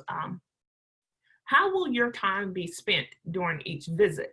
That's really important, because sometimes high schools, I've been to high schools where time I get there, and if people had Atlanta, you know exactly which school I'm talking about, they give you a survey to fill out. Before you can meet with any student, here's a survey to fill out about your school and about X, Y, and Z. And I'm like, whoa, I did not book the time to fill out this survey. Or sometimes it's, hey, we're so happy that you're here. We have this cafeteria visit. At the school where I worked, a college side, we couldn't do cafeteria visits.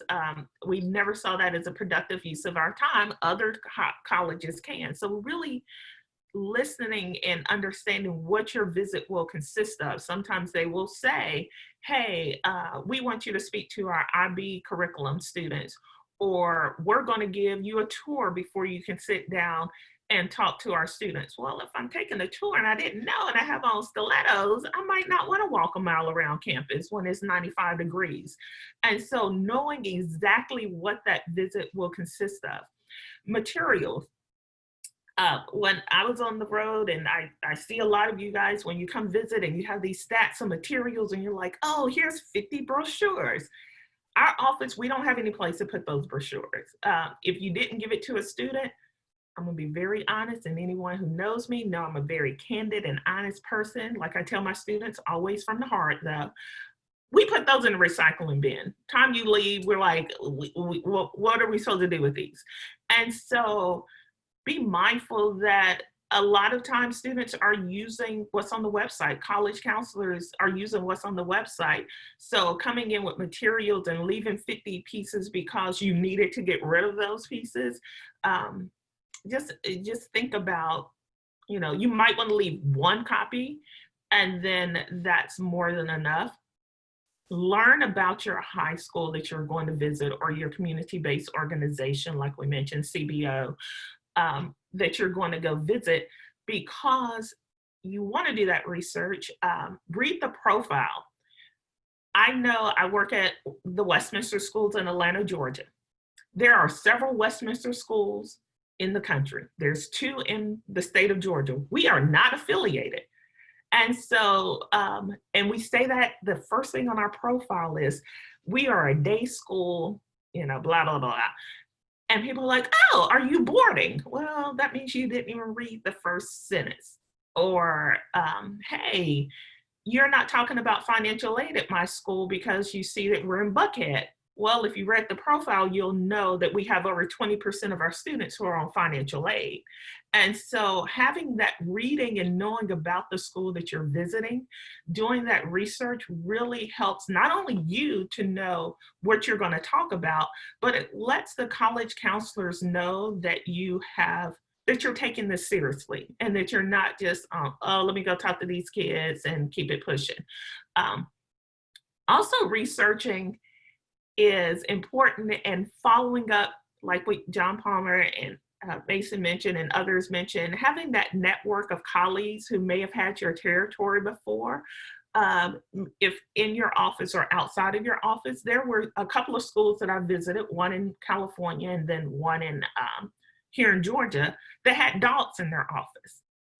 I'm not a dog person. I mean, they're cool. If you love dogs, love your dog. But if a dog can get on their hind legs and touch my shoulders, I'm a little nervous. And so, plus I'm allergic to dogs. So I knew when I was visiting those high schools to, one, take allergy medicine, because that would be the end of the day if I didn't. And two, yeah, RP, that dog, the dog did pass away in Atlanta, but California, they got a whole bunch of them because every teacher could bring their dog.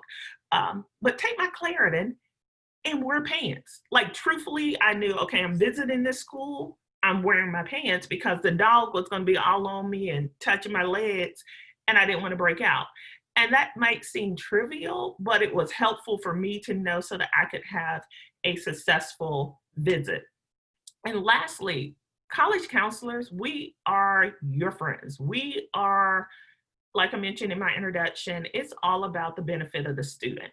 So I've had individuals who will say, well, Sarbeth, I know I got to visit Westminster. What other schools should I visit? I'm in Atlanta. I say this to everybody. Reach out to me. I will say, okay, these are the cluster schools. Here's the community-based organization. Here's the contact information. Oh, you have a downtime on this date at this time. Let me text my friends and see which high school can accommodate you. Use us as resources, because we're all here for the betterment of the student. Okay.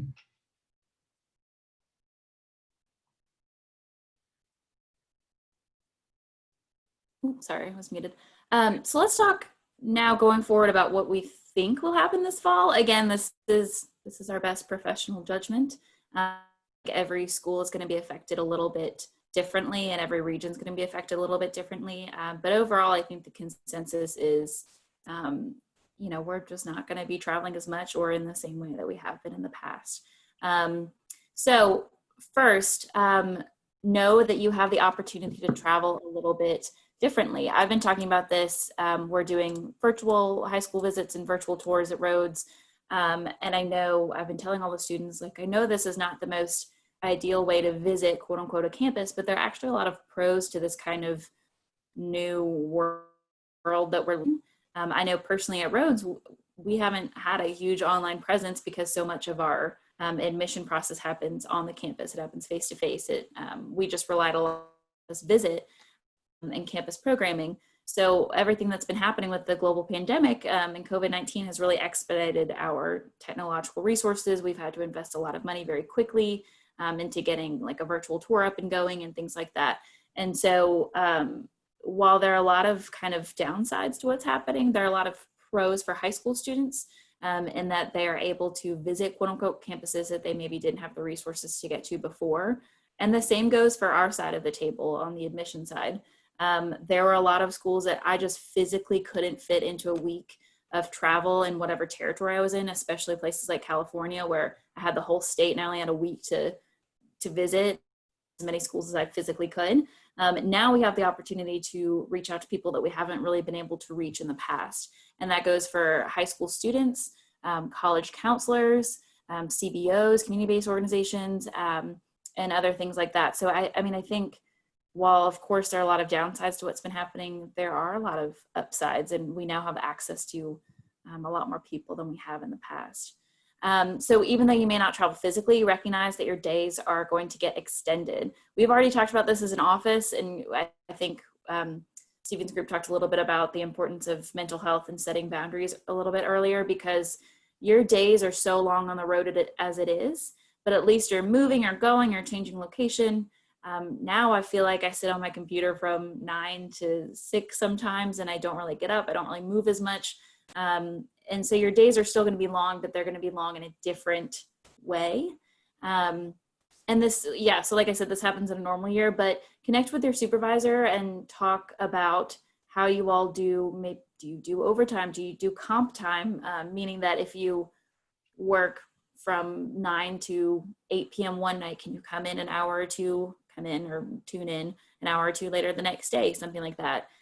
So go ahead and meet with your supervisor, meet with other new counselors in your office to go ahead and set boundaries, because this is something you should be thinking about anyway, but especially in this kind of new world that we're living in. And like I mentioned earlier, with all the new technology that's available to you, everyone's become very familiar with Zoom. You have a lot of new opportunities for new partnerships. So I would recommend maybe, I know Sarbeth and John Palmer and I talked about this from kind of a high school perspective.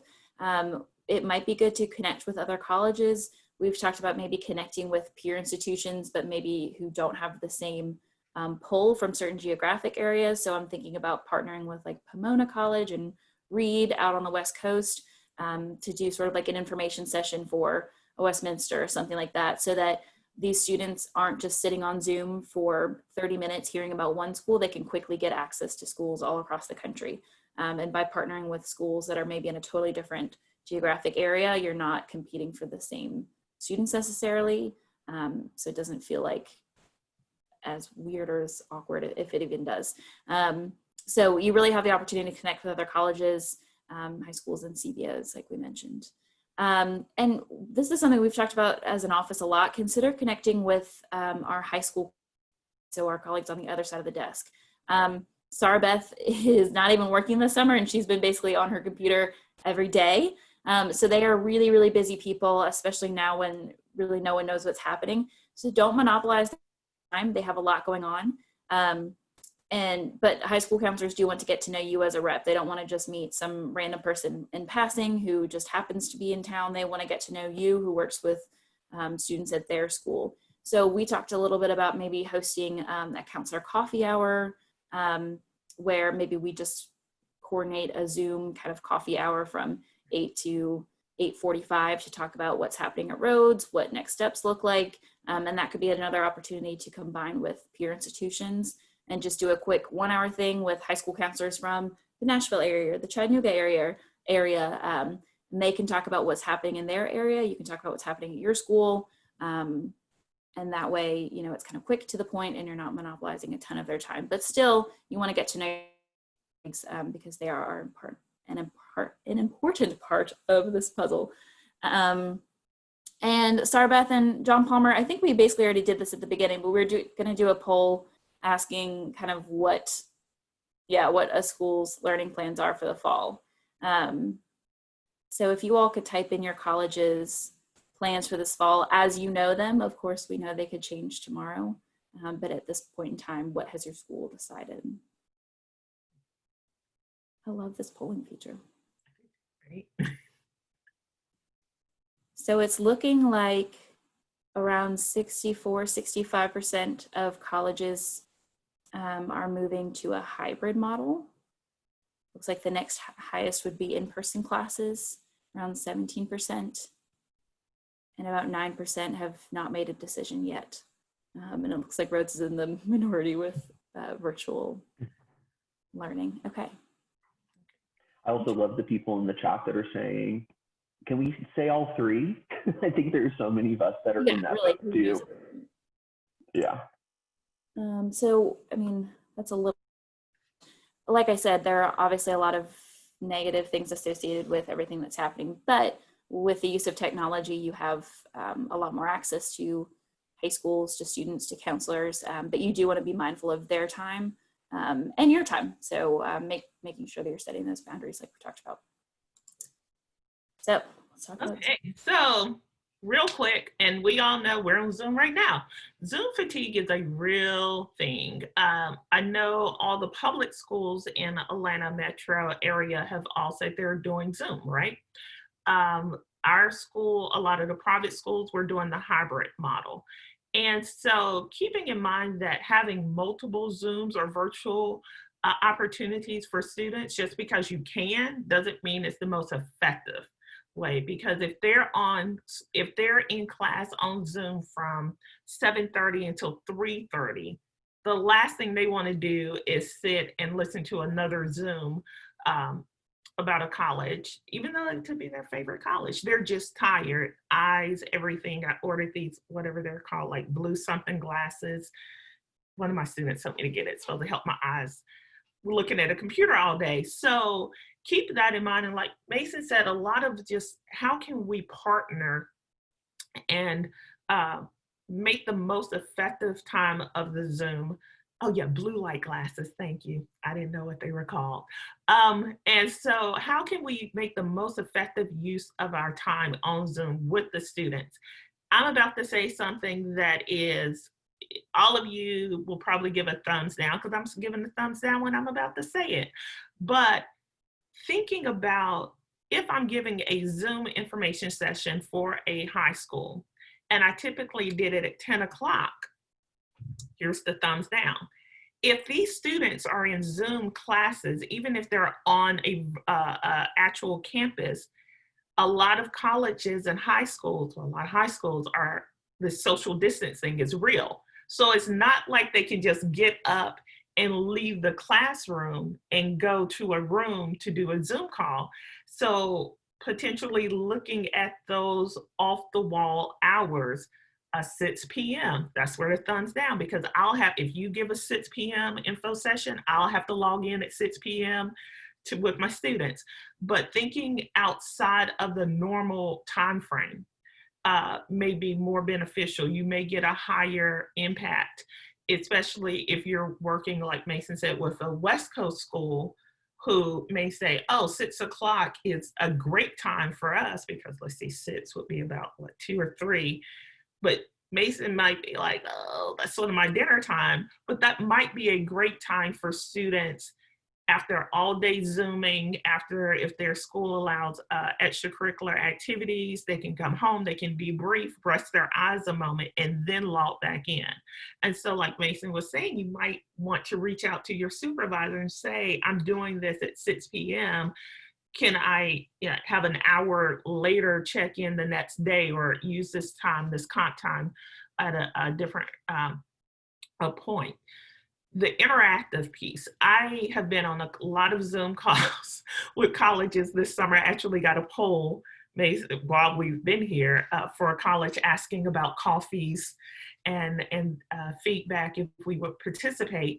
Use those polls, use those interactive features, use breakout rooms. How can I make my presentation a little different so that when the student is sitting there, the polls, the breakout rooms is changing it up versus just sitting and listening. The calls that I have enjoyed the most is that when, and the same with fly-in programs for college counselors, when colleges flies to campus, same answer is when it's similar regions, not necessarily same schools. So when I'm going to a breakfast or a program and they're all independent schools, I'm like, okay, are you giving me a message? So I'm not saying all one type of school, I'm saying the region. So when I go to a program and it's all Georgia schools, or all, Georgia, North Carolina, wherever I'm working, because a lot of the questions are going to be questions that I ask. If you have Georgia as a territory, the question is going to be about dual enrollment. That is the thing in Georgia, dual enrollment. And so if you're from a region who y'all don't have that, the whole time people are talking about dual enrollment, as a Georgia counselor, I'm going to be sitting there like, okay, this isn't about me. So carving those invites so that the presentation is really geared to a region. Also, as a counselor, I like to know who's reading my territory. So I like to see Owen's face in programs. So I'm like, oh, that's Owen, that's my boy, let me log in. Versus, and I love everybody at Tulane, but if it was somebody else, I'm like, I don't know them. I'm going to wait until Owen does it because I know Owen is the person who's going to know my students. And so really having those thoughtful Zoom presentations are going to be very helpful. So we also wanted to talk a little bit about self-care, and I loved everything that was said in the first presentation by Stephen, Corey, and Kim, and some of this is just reiterating the things that they said, but I think as we talk about self-care, travel season is probably, for me at least, the #1 time where I need to check in with myself the most and make sure that I'm taking care of myself. Because like Kim said, if you don't take care of yourself, who else is going to do it? So it's good to be selfish a little bit every once in a while. Sarbeth earlier talked about traveling safely, being aware of your surroundings. I think that her story is such a good one for us to keep in mind. New places are not scary places, but do be aware of your surroundings. Utilize Google Maps. You can take a look at areas before you're booking hotels and all of that type of stuff. So be knowledgeable of that whenever you're traveling. I'll also say to that point, I think traveling safely also means what can you do as far as travel goes. I know that I don't fly well. I don't think that we as humans should be in a tin in the sky for hours. I just don't think that makes sense. So I don't fly well. I should have known better when I took over the Pacific Northwest. That would mean I'd be on a plane for 4 hours. That was not good for me to be in that plane. So just be aware of certain things, and there's some stuff that we have to do just because it's the work, but I think that's a part of traveling safely as well. Make sure to prioritize your time, find things that bring you joy. Yeah, Stephen, please do pray for me. Put me on your prayer list. I love going to a silly coffee shop and listening to suburban moms talk about each other. I love doing that so much. I will do that whenever it's time to go read files. This past fall, I realized I had a free night in Kansas City that lined up with Casey Musgraves. So I went to a Casey Musgraves show in the middle of Missouri in a field and sang to myself and cried. That was amazing. I wanted to do that. I was able to make it fit in. So find those things that bring you joy. A part of what really brings me joy is that the people that you're surrounded by, like we've already said, some of the people that you're going to meet are going to become some of your closest friends, especially during the fall travel season. So shout out to my Colorado people this past fall. I know whenever I go to Chicago, the moment I show up, everyone's like, oh, what's going on in Nashville? So find those people, go out to dinner together, go and get drinks after a fair if you can. And because road friends are truly some of the best friends. And I think Stephen talked about this in the first presentation, but I think it is really, really important for you to have a conversation with your supervisor to define expectations and boundaries. I think it's important for you to define for yourself what success means, not only for yourself personally, but also for the institution. If you have concerns about anything, learn how to use your voice. I think that's for some people, one of the biggest struggles in becoming a new professional is learning how to say whenever something isn't working out for you. So learn how to vocalize any concerns and set those boundaries. I know that's something that I do every year. That is something that I struggle with, that my boss always says, I didn't know that you were having issues because you didn't say something to me. Right. Well, that's something that I have to get better about and that I've been working on every year. So just something for y'all to think about there. Okay, professionality, which is a word. We looked it up. We were like, is it professional, professionality? It's both. So we stuck with professionality. This has been mentioned in the past, and I know we're running out of time, so we'll try to keep this brief. But in case of your school, whether it's behind a table or on a screen, if you're late, that looks poorly on you and on the school. If you have a weird background or something going on, those kids are going to remember it. If you are late, if you just say something that's kind of weird, you're the face of your school, and you might be working alma mater as well, and so you're the face of your alma mater. And if I went to Rhodes and then said something really offensive or weird, they now know that you are a graduate of that school, and so they might say, well, I'm not going to go there if all those people think the same way. My internet connection is apparently unstable, so you take over if it goes out. The beauty of working from home. Also want to maintain professionality for in-person recruiting. So learn dress code. I know our dress code from day to day in the office looks a little bit different than stuff on the road, or at least my personal dress code does. I pack the same road outfits for every trip just because I know they don't wrinkle as much. I know I can mix and match these pants with these tops. So for all my road buddies, people that work in my regions, I'm sorry that you've seen my flower dress at every single college fair all over the country, but it's my road dress. So work on your own personal work dress code. The importance of showing up on time is important, not just in real life, but also on Zoom calls. I think Sarbeth said this, but it's okay to be early because you're nervous about finding parking, but sit in your car until it's about time to go in. That's something that took me a while to learn. Your demeanor and your words make a big difference. I've always thought high schoolers have scared me even from when I was a high schooler. I think high schoolers can smell fear, and they can smell when you're nervous. And so they, of course, hopefully look up to you, but also, if you seem like you don't know what you're talking about, or you say, I don't know the answer to that, and you don't say, that's a good question, let me follow up with you.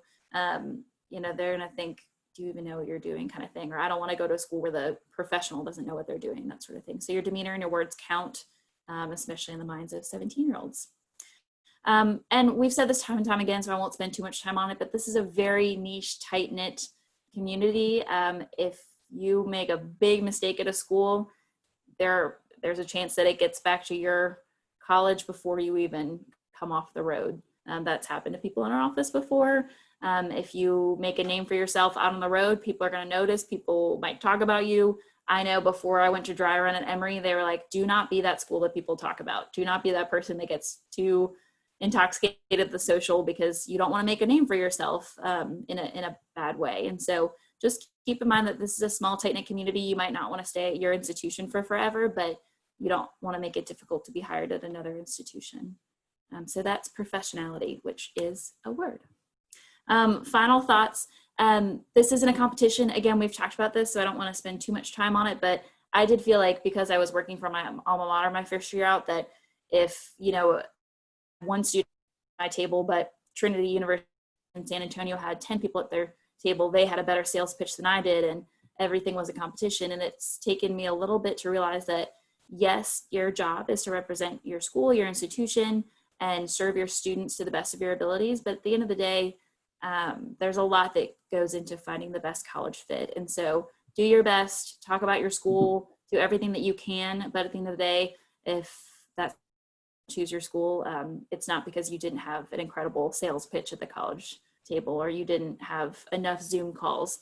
Sometimes your school just isn't the best fit. And that can be a knife to the heart if you're representing your alma mater, but students come, students go. But you'll hopefully end up loving this profession and staying in it. So it's not a competition. Yes, and give yourself grace. Everyone's going to mess up. That's okay. That we're humans. And so when you mess up, like I tell my students, it's a learning moment. Okay, I messed up this time. What could I have done? I know I've done it. I know people on the call have done it. I'm not gonna call them out. But sometimes I'm like, oh, I thought I was supposed to be here Monday and it's Tuesday. And I show up I remember Great Atlanta Christian. I walked in, I was like, hey, and they're like, you're not supposed to be here till tomorrow. And I was like, okay, then, I'll see you tomorrow. And just walked out, and I was like, you know what? People make mistakes. That's okay. There's a Bojangles across the street. Go get me something to eat and call it a day. And I do want to say on the high school side, we will call if you're a rock star. We'll call if you mess. Sometimes truly, I've called because a rep is an hour late and I'm nervous that you might be in a car accident. Like, is this person okay? And so know that we're not calling just because snitches. Sometimes we just want to call and make sure you're okay. And I also, on my side, I've gotten phone calls because there's a new rep, they just got assigned to territory, and the dean or someone I've known for years may want to call and say, how did the rep do? Like any feedback, any pointers, and know that I always try to hype people up unless there's just nothing to hype up. And so ask those questions, but be mindful, make sure that you know you will mess up and that's okay. It's no issue. And I think our final note is to just kind of embrace the ambiguity that is going to be this fall and this whole upcoming academic year. We're all going to have to be flexible. I'm sure we're going to maybe sign up for an in-person fair. It's going to become a virtual fair. We all know that everything is changing, it seems like every single minute. So don't let that change scare you, but really learn how to embrace it, because then whenever you go for a job interview a couple years and they say, how do you adapt to change? You can be like, well, let me talk to you about whenever I started a job during this pandemic. And you're really going to have a lot of experience under your belt. So don't let that scare you, but really just kind of embrace that change that we're all going to be experiencing. And Mason, if you'll go to the last slide, we also thought it'd be kind of fun as we talk about travel to share some of our memories of our respective first travel seasons. Yeah, what could have been. Yeah. So I think we're going left to right. So these are some of my, for some reason I didn't take photos of like really positive things, except for the top left one. I just took a picture of like, what am I doing kind of scenarios. But top left corner, kind of like Sarbeth mentioned, I signed up for a college fair at the Webb School in Bell Buckle, Tennessee, which is one of my favorite places that I've been to. But not knowing that it came with a tour of battlefields in the area, not of the school. I think we did get a tour of the school, but also of local battlefields by this man who used to teach at the school. I can't remember his name. But sometimes, you are a little hesitant about going to the small town in Tennessee, and you end up touring a battlefield with a nice old gentleman. So that was one of my favorite on the road memories. Bottom is my least favorite road memory. John Palmer, you would have had a heart attack. I was so nervous about spending the road's money that I used Orbitz as like a third-party travel planning to kind of compare flights from Memphis to Dallas, I think, for a fair. Don't use those third-party sites to book your flights. If you want to use Orbitz to compare flights and then go to the Delta site and book that flight, great. Don't book them through Orbitz. It was a horrible mistake. They're so sketchy. Whatever. So I booked the cheapest flight, which was Southern Boutique Airlines. And just approach it as anytime they need to weigh your luggage as well as you know that you've made a mistake, you should not get on that flight. It ended up being a 6-seater flight with only 3-4 people, including the captain. That was horrifying. So don't book on Orbitz, don't book on Boutique Airlines, but I'll never forget. And then the Chick-fil-A one. I love Nashville. I love traveling Nashville so much. But Nashville Fair Week, there are 3 high schools that do 3 fairs in a row on one day, and they all serve you Chick-fil-A, which is so nice of them. But that was a Snapchat that I took that says, I've been fed Chick-fil-A 3 times a day. Not sure if that's a low or a high. Was asked if Rhodes College is really in Rhode Island, and I napped in a mall parking lot. That was one of my favorite memories. But before I kind of finish talking for the day, one word of advice I would give is to utilize the time that you have on the road I think my first year was so nervous, just trying to make sure I answered all my emails while also traveling correctly and appropriately. But I got to go to California and I got to go to Nashville, and I never went to a Predators game. I never went to go see the ocean and things like that. So make sure that maybe you get there a day early, you stay a day late, use your Hilton points that you racked up, and go to those sites and see those places, because, you know, when people are like, it's so cool that you get to travel for your job, but you've never actually been anywhere except college or high school cafeterias, you know, that's not fun. So make sure to take time for yourself. All right, Tom Palmer. I'll just mention really quickly, because I know we need to wrap up. You'll see a round table in the bottom middle. If you've never experienced a round table, they're straight from Satan. So just wanted to mention that really quick. You'll also see my snowy day in Chicago. If anyone has the Northeast or the Midwest and you have never driven in snow, think about that whenever travel season hits, especially in the spring. And so, Beth, I'll let you wrap things up. Okay, and I'll wrap up my pictures. Take advantage of the speakers and different programs that where you are. Sometimes it's easy when people will say, oh yeah, this person's speaking, or let's go hang out. Like, I've met some phenomenal people. Julian Bond, that was one of my first years at a conference in Puerto Rico. And I was like, hey, why not? Let me meet him.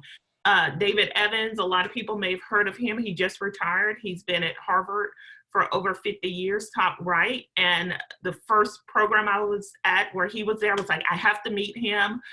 He's a wealth of knowledge, and he has been one of my mentors the entire time. And my bottom right picture is, I always have a phone call. I mean, a phone and a number you can call, because some cows jumped off. I ran off the road and landed in a ditch one of my first years.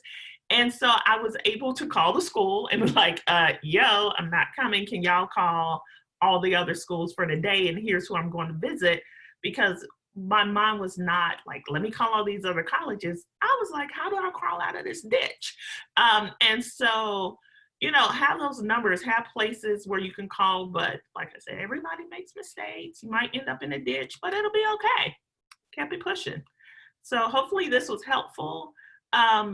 Stay in contact with us. When I really say, if you have any questions, Mason said, like, I'm off in the summer, and everybody who knows me, I like to say that a lot. I'm off in the summer, but I'm always here for you guys and for the students. And so if you have questions, never hesitate to ask. That's what we're here for.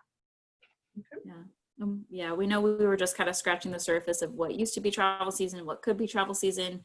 But thank y'all for sitting through this and listening to us talk. Hopefully this gave you some ideas, but we wish you all the best of luck if this is your first travel season. Good luck, God bless. We're all trying to figure this out together, and we wish you the best of luck. Awesome. Thank y'all. That was excellent, and really, really useful information. Definitely not just sitting through it. And something I've been telling students I'm talking to now is, like, try to worry about the things that you can control and not stress yourself out too much about what's out of your control. And I think that's advice for all of us as well going into travel season, because who knows what's going to happen. So next for the program, we are going to be moving to the first breakout session. So for small, medium, and large institution recruitment, the wonderful Amy has split you guys into the pre-assigned breakout rooms. So hopefully when we launch them, you will go to the right one. If you are not in the correct breakout room for whatever reason, please come back to the main room and we will manually reassign you, but hopefully for the most part, everyone will end up where they are supposed to be. And for the presenters, if you could just wait like 3 to 5 minutes, maybe, and we'll send a message once everyone's good, but just give us a couple minutes to get everybody sorted and make sure everyone is where they are supposed to be. Finally, I'm gonna send the link to the afternoon session in the chat, so you have it. It's in your email, but I sent it again just now. So after our lunch break, you will use that link for the afternoon meeting, since we had to pre-assign the next set of breakouts for this afternoon for small group meetings. But Amy, if you want to launch the breakout rooms, I guess we'll get going for small, medium, and large.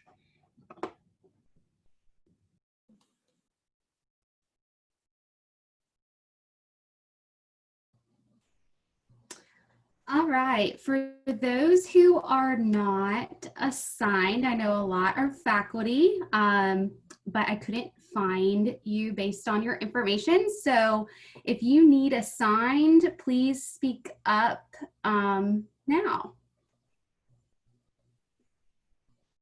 I don't think I've been assigned. Okay, so you're large, right? Yeah. Okay, bye. I have not been assigned either, and I think I'm medium. What Okay, what's your name? I'm sorry. I believe I've been assigned either. Okay, Lindsay, what are you? Large with Auburn University. Okay, see you later. Hi, my name is Mitch. I am also not assigned. I think I'm medium. Florida. Okay, you're going to medium. Hey, I'm Shanice, and I'm from LSU, and I also haven't been assigned. Janice, found you. You're going to large. All right. Hi, I'm Hannah. Where are you going? Large? Sorry, I thought I heard someone else talk. I'm a medium with Southern Miss.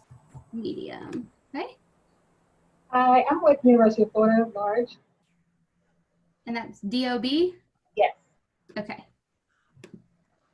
All right. I saw someone else. Yeah, I'm Savannah with UNC Asheville. Can you put me in small? Of course.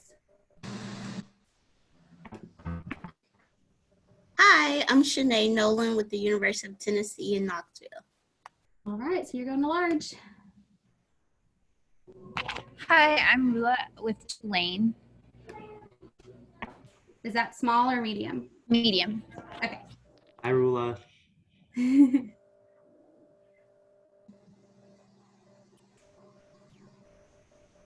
Margaret, where would you like to go? Mississippi State, so large. Okay. All right.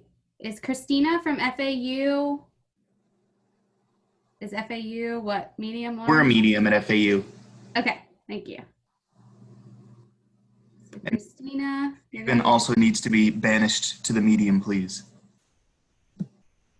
Is that SKR Zimmerman? Yes, sorry. No, it's okay. And I have a small brain. Was that medium or large? Medium, please. Okay, thank you. Thank you. Hi, I'm Kennedy from FAU. I'm medium. All right. I think that's everybody. Oh. Is that everyone? That's Everyone so funny. else left is Everybody. I'm sorry, I popped back in here. I was in the small group meeting, but I'm a part of an institution with over 12,000 students. So do you want to go to medium then? Yes, please. Why can't I find you? Let me.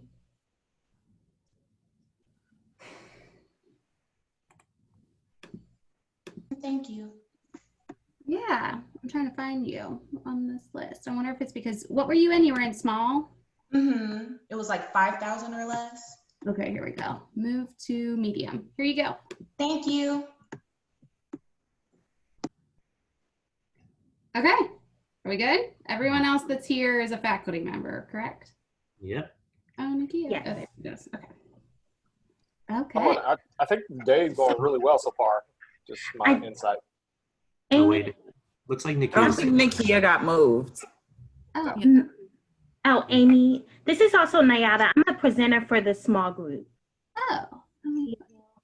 Yes.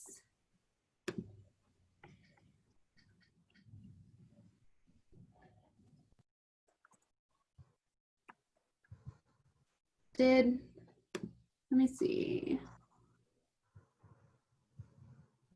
She just hasn't joined yet. She's in the right group. She just hasn't joined yet. Nakia Bradford. Oh, there you are.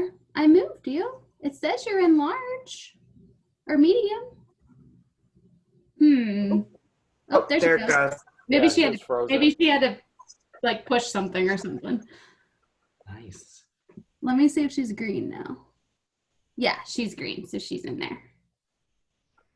Oh, someone has entered the waiting room. Oh, okay. Well, we'll see. Nope, nope. Now they're gone. Or did you enter them? I added her. Okay. Let's see. Raven, would you like medium, small, or large? Medium, please. It sounds Okay. like you're ordering from like a takeout place. Yeah. Right. I'm glad I know what I'm talking about. Oh, we Hi, got I'm one Beck more. from FAU. We're actually large. No worries. Let me find you, Kennedy. And I think you have to click something, Kennedy. So we'll see if it works. Would it be in the chat?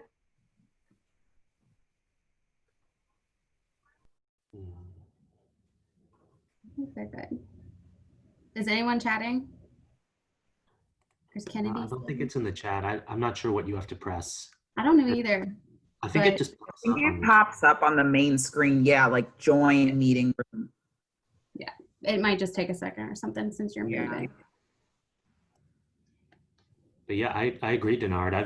I think this is going great so far. Everyone's presentations have been really engaging and just obviously super informative. But I think that it translated better to virtual than maybe I even thought. Not that I agree. Yeah. I wish the chat section of our campus events, like our virtual events, was as strong as the chat section here. Yeah, I know. The chat section actually made, good hilarity, but I think just quality, just side conversation, I think it's really good. Definitely agree. It helps keep it like when you're presenting, even though it like might distract you for a second, it's nice to know people are engaged and talking and hearing what you're saying. Yeah. Ooh, I'm the host now. Okay. Yeah. I'm going to run to a doctor's appointment, Owen. Okay. Well, thank you so much for all the help this morning. And yeah, I'll be back. Okay. Great job, everyone. Can't wait for this afternoon. Bye. So I'm trying to figure out group meetings, by the way. I feel like the old man right now with my blue blocker glasses on. I'm in one, but Jill started a little side group meeting. Owen, I don't think Kennedy's is moving. Okay, I'll try again. Now let me see Okay. if I can figure out the breakout room. You said you wanted large, Kennedy? Yeah, she said large. Large. Let's see if this works. Oh God. Denard, it says that you got into the large faculty group meeting. The large actual, yeah, the one, our individual one is not working. Okay, here, let me try sending it to you again. Oh wait, actually, I probably can just add you right in group me. Yeah, just add me. It says you're in it, but not joined. But let me reassign you to small and then switch you back to large, and then hopefully a pop-up will show up for you. Okay. Okay. It says I've moved you to large. Should I like cancel the call and then come on back? Or? Maybe. Yeah, that might have to be our next. All right, be back.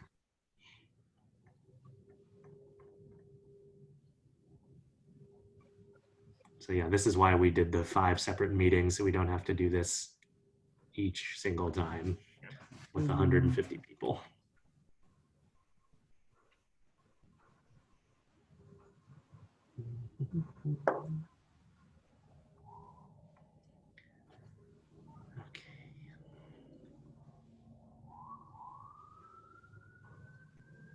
All right. Boom, there it is.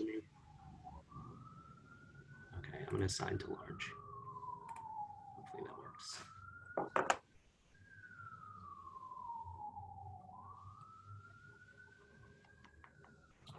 So lunch is after this, correct? Yeah. So if y'all want to hop off, feel free. But yeah, I'm glad to hear y'all think it's going well so far, because I definitely do as well. It's I think it's going great, and people seem to be participatory and enjoying it. So far so good. I'll be curious. Owens, can you just drop me into the medium-sized schools? I'm just be curious to see what conversation. Oh, for sure. Yeah. Does anyone want to go anywhere and pop in? Yeah. Let's see. So Denard, I'll put you in medium. I'll move to medium too, Owen. Okay. Assigned to medium, Mason to small. I'll go to small too. Okay, you got it. Owen, can you put me in small? Sure. Same, please. You got it.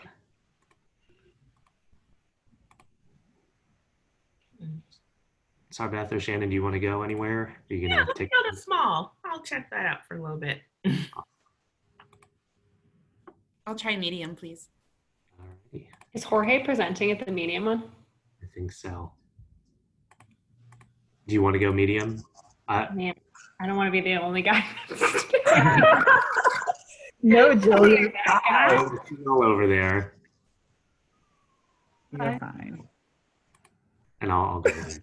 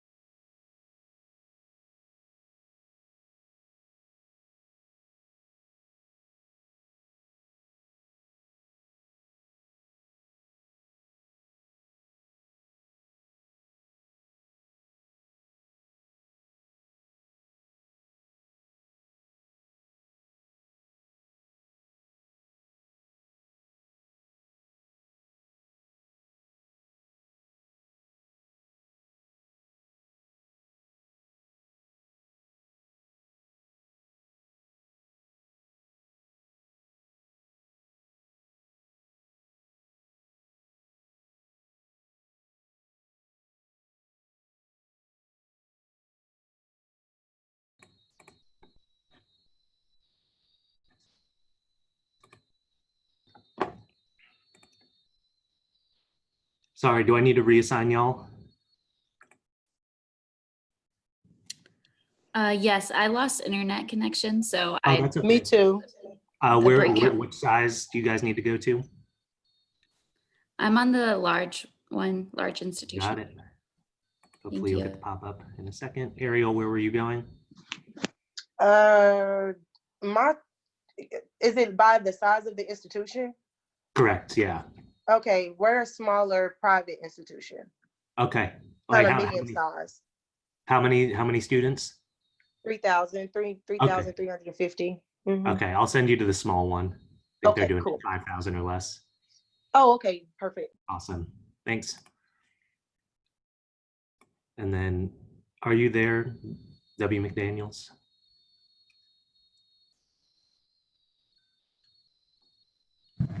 Hi, yeah, I'm here. Yeah, what size institution do you want to go to the one for?